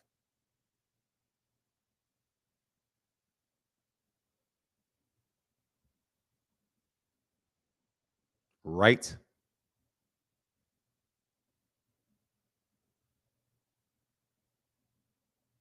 So I would again like to know how that's illogical to get in a ring with any type of injury in order to get that money. Basketball players do it all the time. Basketball players get in with knee problems with their knees, their elbows. They spend half a dang day on ice sacks and ice bags just to get out and play a basketball game because they're playing so much at such a high pace. They can't just sit there and not play. That's what they have to do. They are laborers. Let's get back to the business discussion for a second. They are in manual labor. Boxing is manual labor. Basketball is manual labor. There's risks with all manual labor. If you are a sanitation worker and you hurt your back, guess what you got to do, partner? Get your ass up in the morning and get your ass on that truck. If you mow lawns, guess what? That's manual labor. You don't make money unless what I'm doing right now is manual labor. I have to get up and talk to you. That's manual labor. Every single solitary one of us has to do that. Boxers are no different. That's his job. There is nothing illogical about it. That is not evidence of dementia, which right there tells me that that doctor is a fake. He's a fake. Because he said,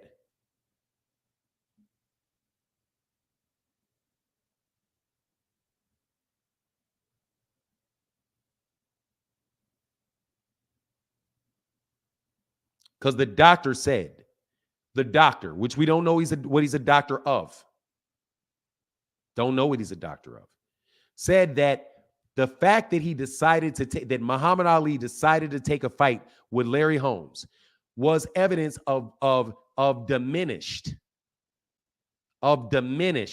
mental capacity. I do believe that's what he said. Errol Spence Jr.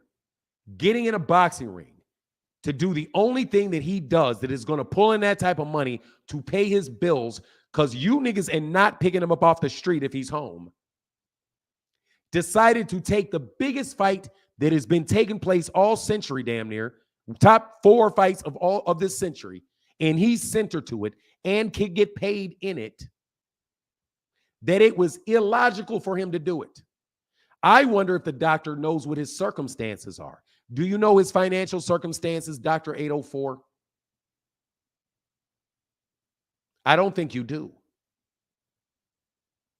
You think a man getting up to go to work at his job to make money when he's sick is a case of of diminished decision making? Dude, I have to ask you, doctor, are you stupid?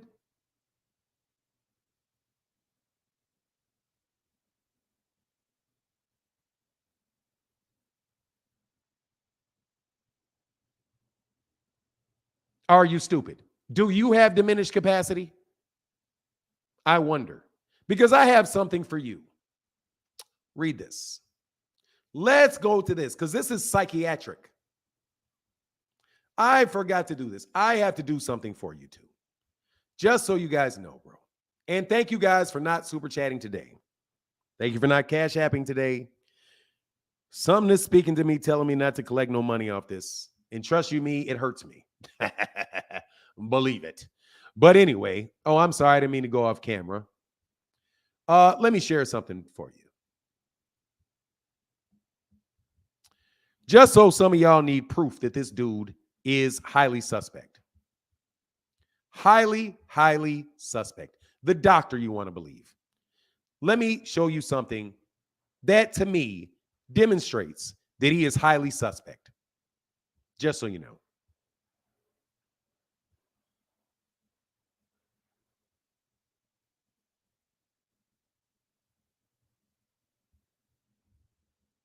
Let me tell you something right now, bro. You're not even that dude. You're full of shit. Because that dude said Muhammad Ali and Larry Holmes and showed a picture of him crumpled over, you liar. But since you want to act like it's you, let's read something, Doc. Since you want to say it's you. And I'm going to read this because this is psychiatric, sir. This is brain damage. This is psychiatric. But psychiatrist, this is an article. Is it ever ethical for doctors to diagnose patients they haven't examined? And this is the Library of Medicine, the National Center for Biotechnical Information.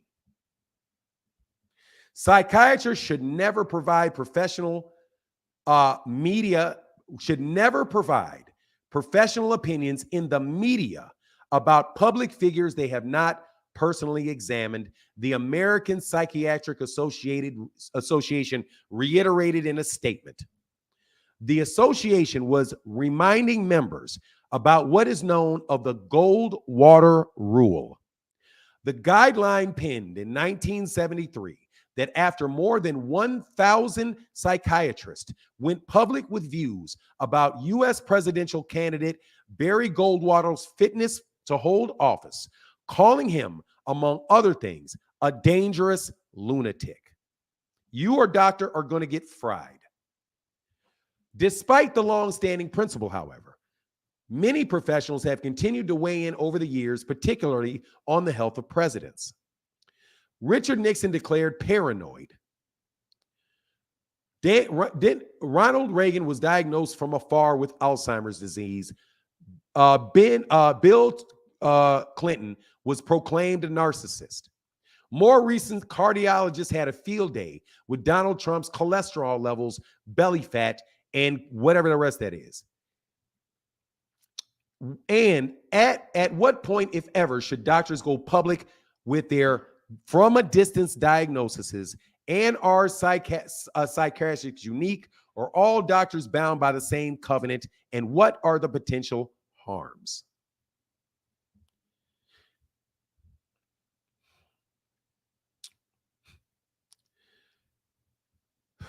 What a ridiculous situation.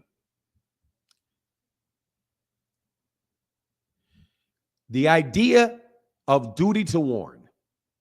This is the scenario where they say you could do it. The duty to warn is what, if you are in the position to know about a danger and have time to alert others, you should do. Now, again, there is a medical principle called duty to warn, doctor. The idea behind a duty to warn is that if you are in the position to know about a danger and have time to alert others, you should do so. Psychiatrists, for example, are allowed to break doctor-patient confidentiality if they suspect a patient is about to harm a third party.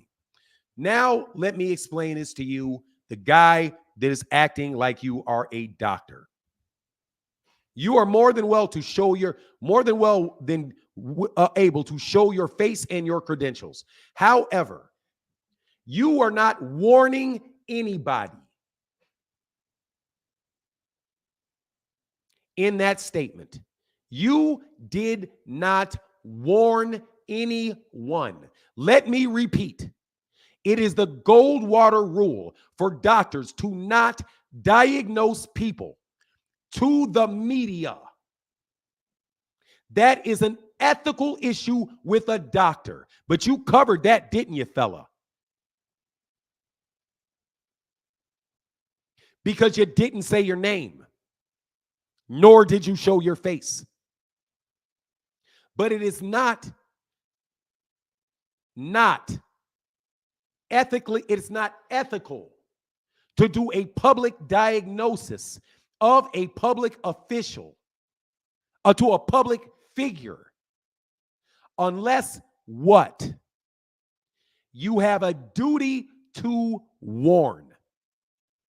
Doctor, did you warn anybody? You know, I may not be a doctor of whatever you're a doctor in, but I know you didn't warn anybody. That's not a warning. That was nothing but a ham-handed diagnosis and speculation about the mental fitness of a public figure to fight. And then carried it on to indict everybody around him.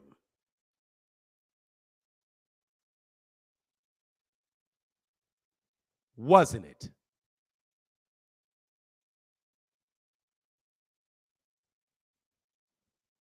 Wasn't it? So let me see. Let's do what, people do in a court. Let's say, for example, that you are a doctor who is expert on this subject. But let me tell you, I have to just assume that because I don't have your name, your face, or any of your credentials in the specialty required to diagnose what you diagnosed on a television set with no tests, no conversations with the people around you, no examination of his medical records, none of it. But let's just assume, doctor, that you know what you're talking about. Is it ethical to diagnose him in the media?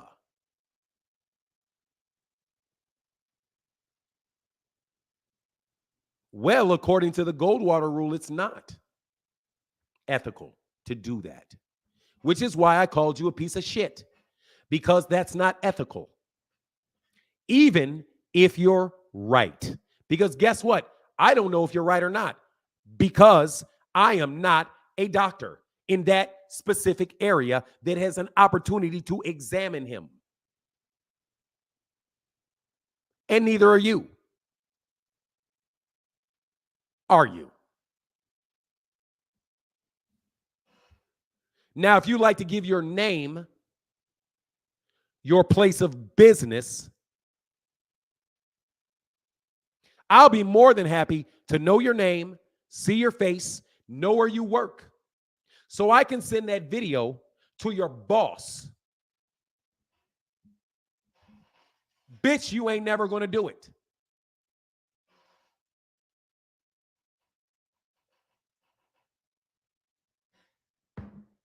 Johan, I don't care what you got to say, bro. I don't care.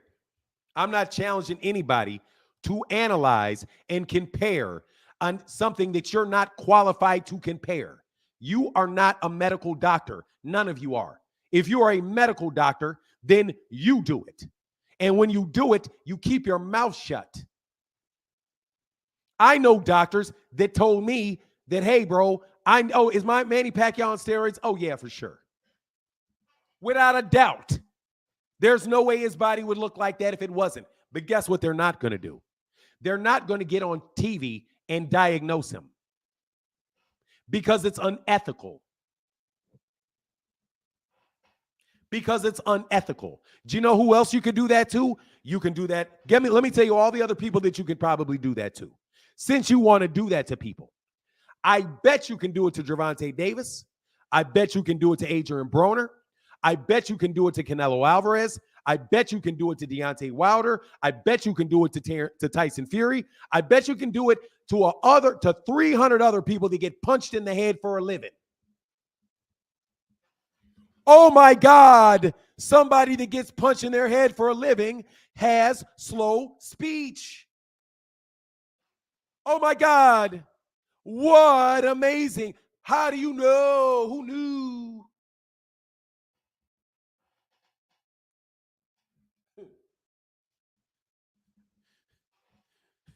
Did you do an MRI on him? You just looking at the symptoms, right? There's not more than one symptoms. I didn't do squat. I didn't diagnose squat, boy. I didn't squat. I didn't. I don't know if he was medicated. He might have been medicated. I don't know. I'm not a doctor, brother. You know what I am, though? I'm somebody professionally trained to ask questions whether or not they are qualified to give an expert opinion or not. You didn't testify in a court of law, did you? Did you testify? Did you testify for the police? And by the way, the duty to warn, did you testify in court? Did you get a summons? Did you get something where somebody put you in there and did that? I know your ass couldn't get on no stand doing that shit. I know that. I may not be T. Orlando Pearson, but I know that much. I know that you have not examined him. Dr. 804, you did not. And by the way, let me tell you what else T. Orlando would do. T. Orlando would ask you what you're a doctor of and ask you how many times you've diagnosed people over a television set. Huh? Also, the leaks about Ronald Reagan probably came from doctors that did examine him. And the question of the duty to warn, the question of duty to warn is with somebody that is actually diagnosed him.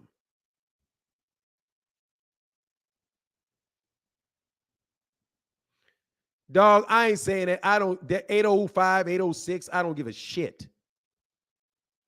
That was unethical.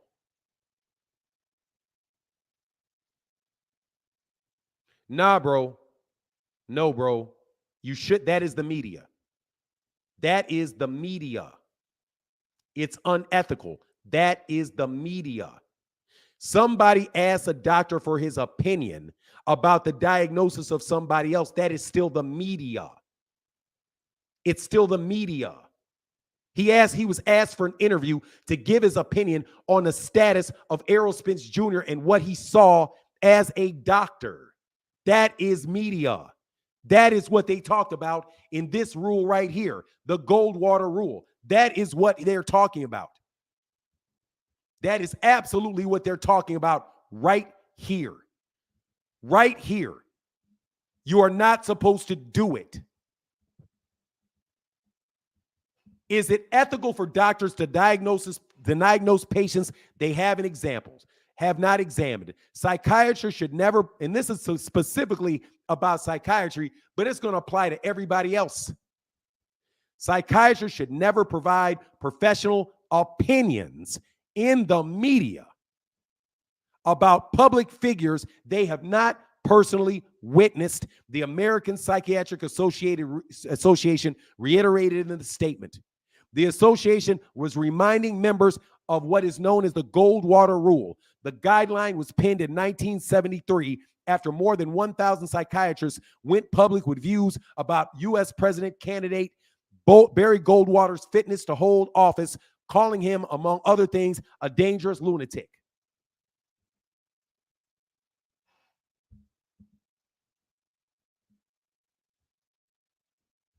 I'm not wasting my time on this, Kareem. I'm not.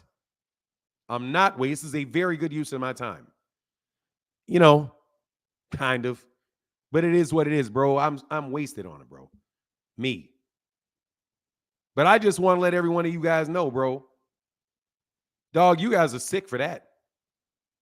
Y'all are sick for that. And I mean it, bro. Y'all sick for that. Sick for that. Sick for that.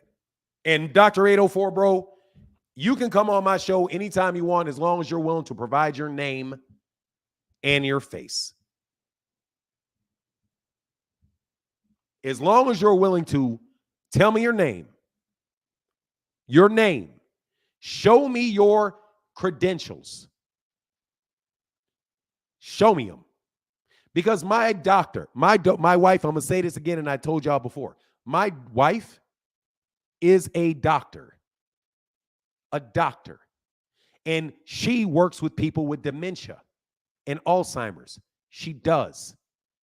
She works with them. She works with little kids with autism. She works all of those people. In her profession, they work with them. But when I ask her for a question about that, she will tell me in a second that, look, that's not my area of specialty. And I really couldn't tell you. Like, I know generally what it is, but I really wouldn't feel comfortable telling you what I think about that, because that would be irresponsible of me. I have a friend who I love to death, even though he's a jerk, bro. Dog, I was going through stuff. He didn't know what was going on with me, and I was talking to him because he's a radiologist, right? He's not going to tell me what's going on with my heart. He reads x-rays. So I would need to know exactly what profession you're in and not just take it on blind faith that you truly are an expert, which is why I shut up around T. Orlando Pearson. T. Orlando Pearson says it is unethical for a psychiatrist to offer a professional opinion unless he or she has conducted an examination and has been granted proper authorization for such a statement. See, that is why I don't play with this man. I don't even play with him. Bro, I got a legal education. I know what contracts are. I know it. I took all the classes he did. But this man is a specialist, well beyond me in what he does. He knows it. I know it. I wouldn't lie to you about it. I know what I know. He knows what he knows. We're in two different worlds with the same degrees.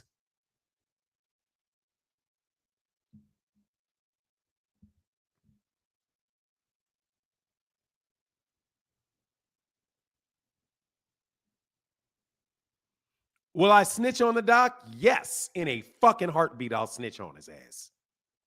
You fucking better believe I'll snitch on his ass. Yes. Let me know your name and let me know where you work so that anybody else knows that you're unethical. Because here's the problem. When you have an ethical violation, do you know why they snatch you off the bar? Dude, it doesn't matter. The gold bar, it doesn't matter. It is the issue of whether a doctor, because again, read the rule. Read what they wrote. The psychiatrist should never, right? And the Goldwater rule is it's danger. That's the Goldwater rule. But the Goldwater rule is for doctors. Any doctor, no doctor. A neurologist can't do it either. A neurologist can't do it either. A cardiologist can't do it either. What if you say, I think this kid, think about it for a second.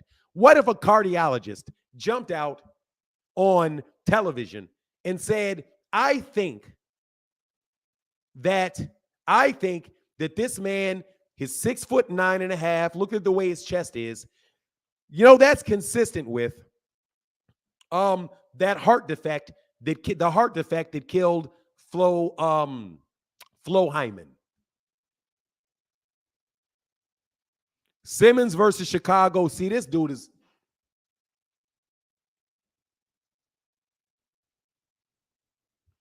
an ethical rule that precludes psychiatrists from rendering opinions on public issues factual. So he's saying it specifically is that you shouldn't be able to do it with anybody.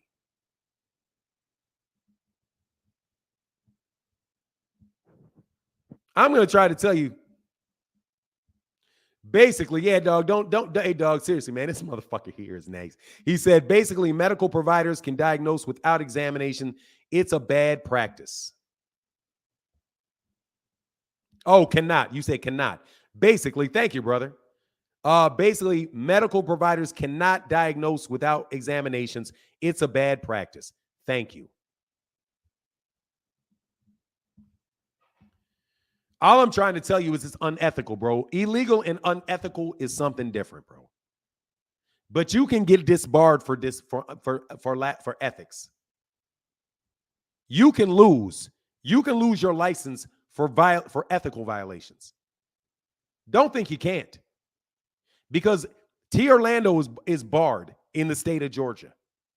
If he conducts an ethical violation, I don't know, say, for example, he intermingles funds paid to him with by his client for whatever reason into his own personal bank account. Bro, you can get disbarred for that. It's not illegal. Even if they gave you permission, they can't say it's not illegal. They gave me permission. They say, no, that does not abide by our ethical standards. And I'm sorry, we're going to have to suspend your license to practice. Because we don't have to legally give you a license to practice. Okay?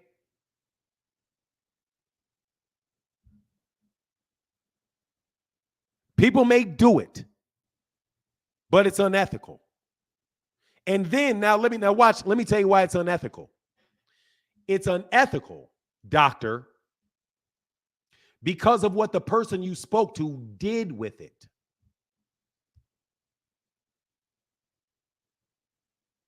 It's not just unethical because of what you said. It's unethical because you were irresponsible, because there was a potential that people could use what you said and use it to harm other people. You also speculated about the people around them, knowing that he should not have been in the ring. No, Fahim, it's unethical. It's unethical. Dude, ethics are a high standard meant to have everybody live to. You are confusing. Legal, common. Just because something is common practice doesn't make it ethical. The reason that they have the rules of ethics is so people won't do things that they would otherwise do if they didn't hold themselves to a higher standard. You are confusing other people's willingness to do it with whether or not it's ethical. And when you have physicians who have interactions with every other part of society, you cannot act as if your profession lives in a bubble.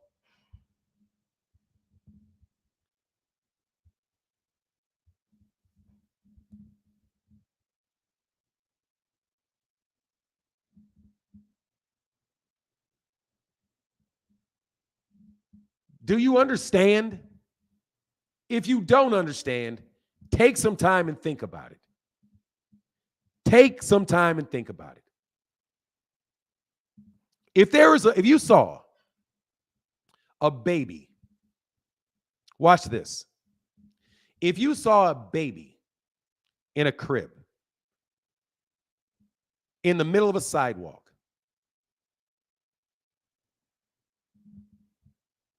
with nobody around it,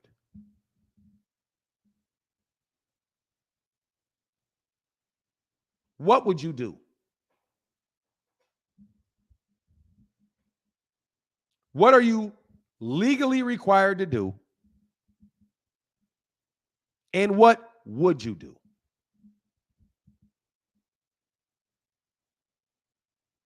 That's a serious question.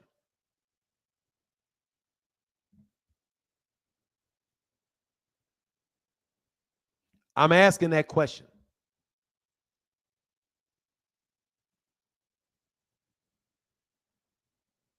You don't have to pick up the baby. You can leave it sitting there. What should you do? You should stay with that baby until somebody else finds that baby, comes for that baby. If that baby's face is in the sun, you take your shirt off and you put it over the baby's, you put it and shield the baby from the sun. You try to call an authority and you say, hey man, there's a baby sitting here. I'm sitting here waiting for it because I don't want anything to happen. I know I got to go to work. I know I got to do something else.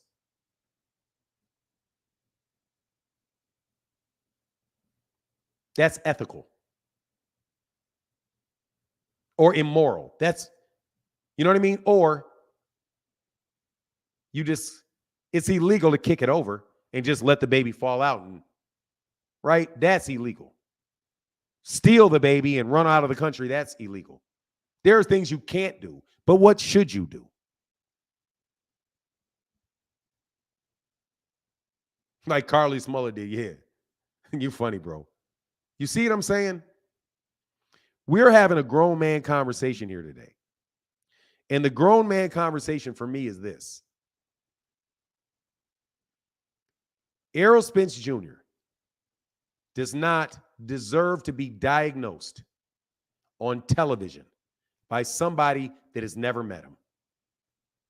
Whether or not what he said is true or not, because you, sir, are using an official expertise that you say you have for no good whatsoever.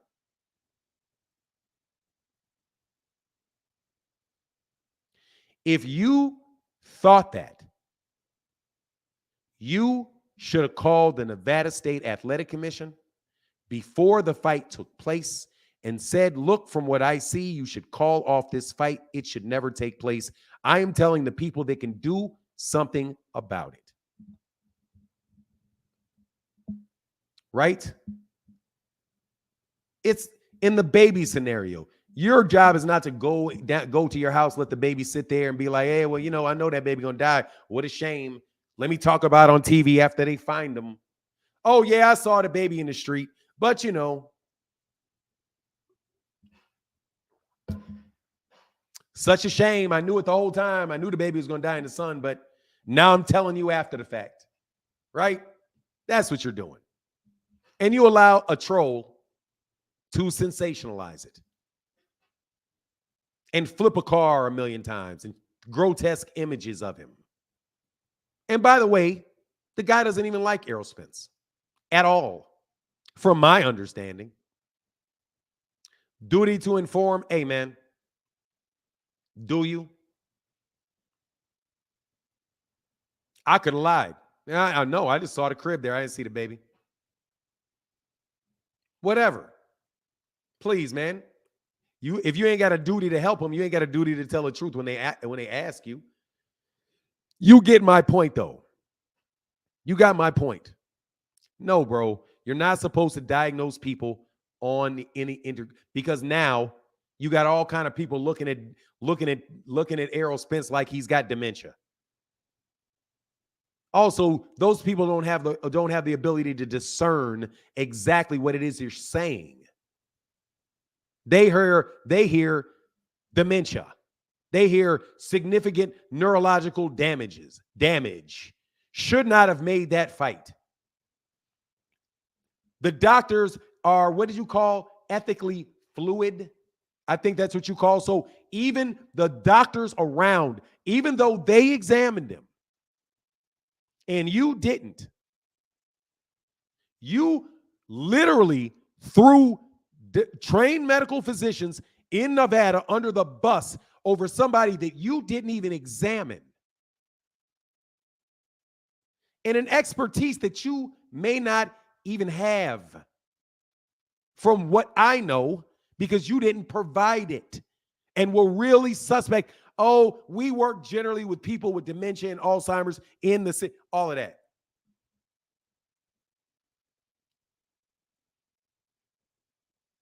No, bro. He said he was an expert on the circumstance. I work in this area. That's what he said. He represented himself as an expert with experience in the area of concern. That is exactly what he did. He did call into a podcast, though. Yeah, he did. Just like, guess what else? Bill Haney called into this podcast, and he gave his expert opinion on boxing because he has an expert opinion.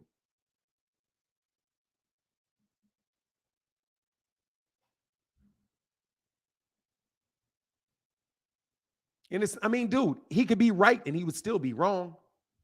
He could be right and he could still be wrong.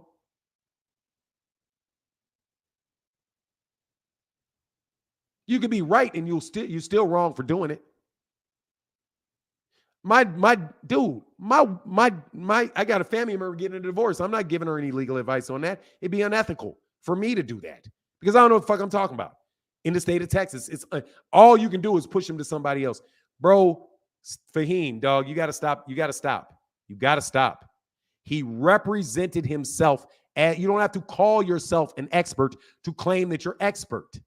If I say, look, man, in my opinion, because I have experience in this field, this man suffers from neurological damage. He does not have to say the word, I am an expert on this circumstance. He's held himself out as an expert. He represented himself as an expert. He was quoted as a doctor in the lead, which he reasonably should have understood to be the case.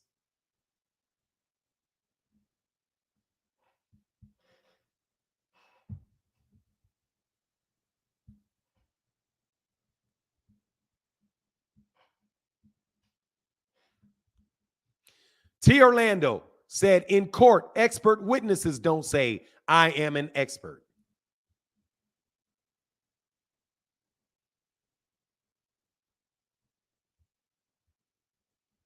He will never give you his name and his face. I promise you. Which, by the way, makes me very suspect of him. Because there's a lot of media people that will do that. They are not straight shooters at all. You don't think people manufacture leads? People call into shows to give people and podcasters and all that stuff information that they want out. They do. No. Let me tell you what my opinion is. I'm not saying that he's not a doctor, because I'm telling you, he sounded as if he was familiar with the subject matter. I'm telling you, he sounded as if he was familiar with the subject matter. No joke. I know what it is to talk to people that are professors, that are doctors. You talk to a doctor, they talk long enough, you'll be like, okay, because they understand what they're talking about, and they're using words that are common words to themselves that are not common words to you. He did not sound like an educated person that had never had experience. He did sound like he had exposure, at the very least, exposures.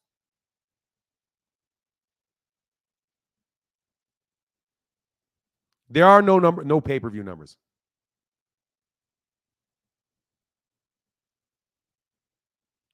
Bro, you ain't got to stop Fahim. If I wanted you to stop, I'd stop. But bro, you don't have to say that that's just something that I say.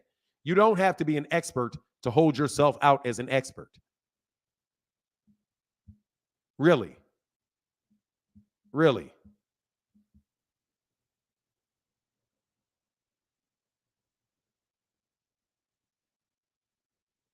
Man, let me tell you something, bro. I'm not going to keep responding to that. Anyway, it is what it is, bro. Look, man, I'm going to get out of here, man. I got so much love for y'all. Thank y'all for everything y'all did today, listening to me go on about this. Man, I swear to God, I always regret when I say things, dumb things, but I said dumb things. It is what it is, bro. I appreciate. Oh my God, bro. Wow. Thank you, bro. That's so huge, bro. Y'all didn't even listen to me, bro, and buck me up in that cash app. Thank you, brothers. Anyway, man. Yeah, peace to y'all. Y'all have a wonderful day, man. I just had to do it. I just had to do this one, bro. You know what I mean? I just thought that was so low, bro. Can I do a live about business? Probably not, bro. Probably not, Michael X. Probably not. I weave it in, dog, because I'm retired, bro, and I love talking about boxing, man. I do. And I do believe that God put you in positions where you're going to have what you need at the moment that you need it.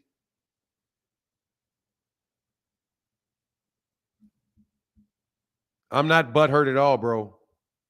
I know he gave an observation and he shouldn't have. I know that he gave an observation and he shouldn't have.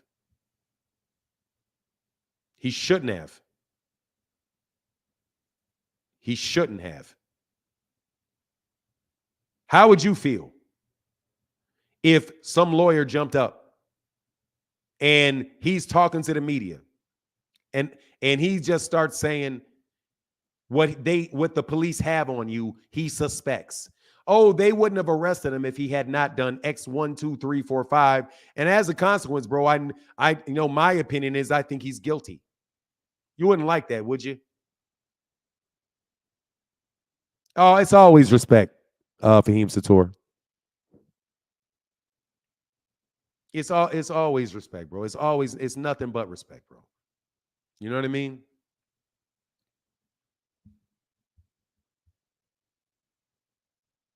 I don't care what a fan. Let me tell you something, bro. I don't care if it's an Errol fan or not an Errol fan. You shouldn't do that. And the guy that did the video, you definitely shouldn't do that. You shouldn't definitely do that.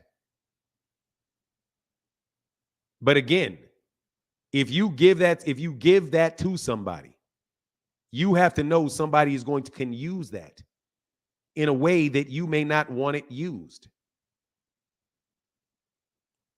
Right? Anyway, I'm out. Deuces.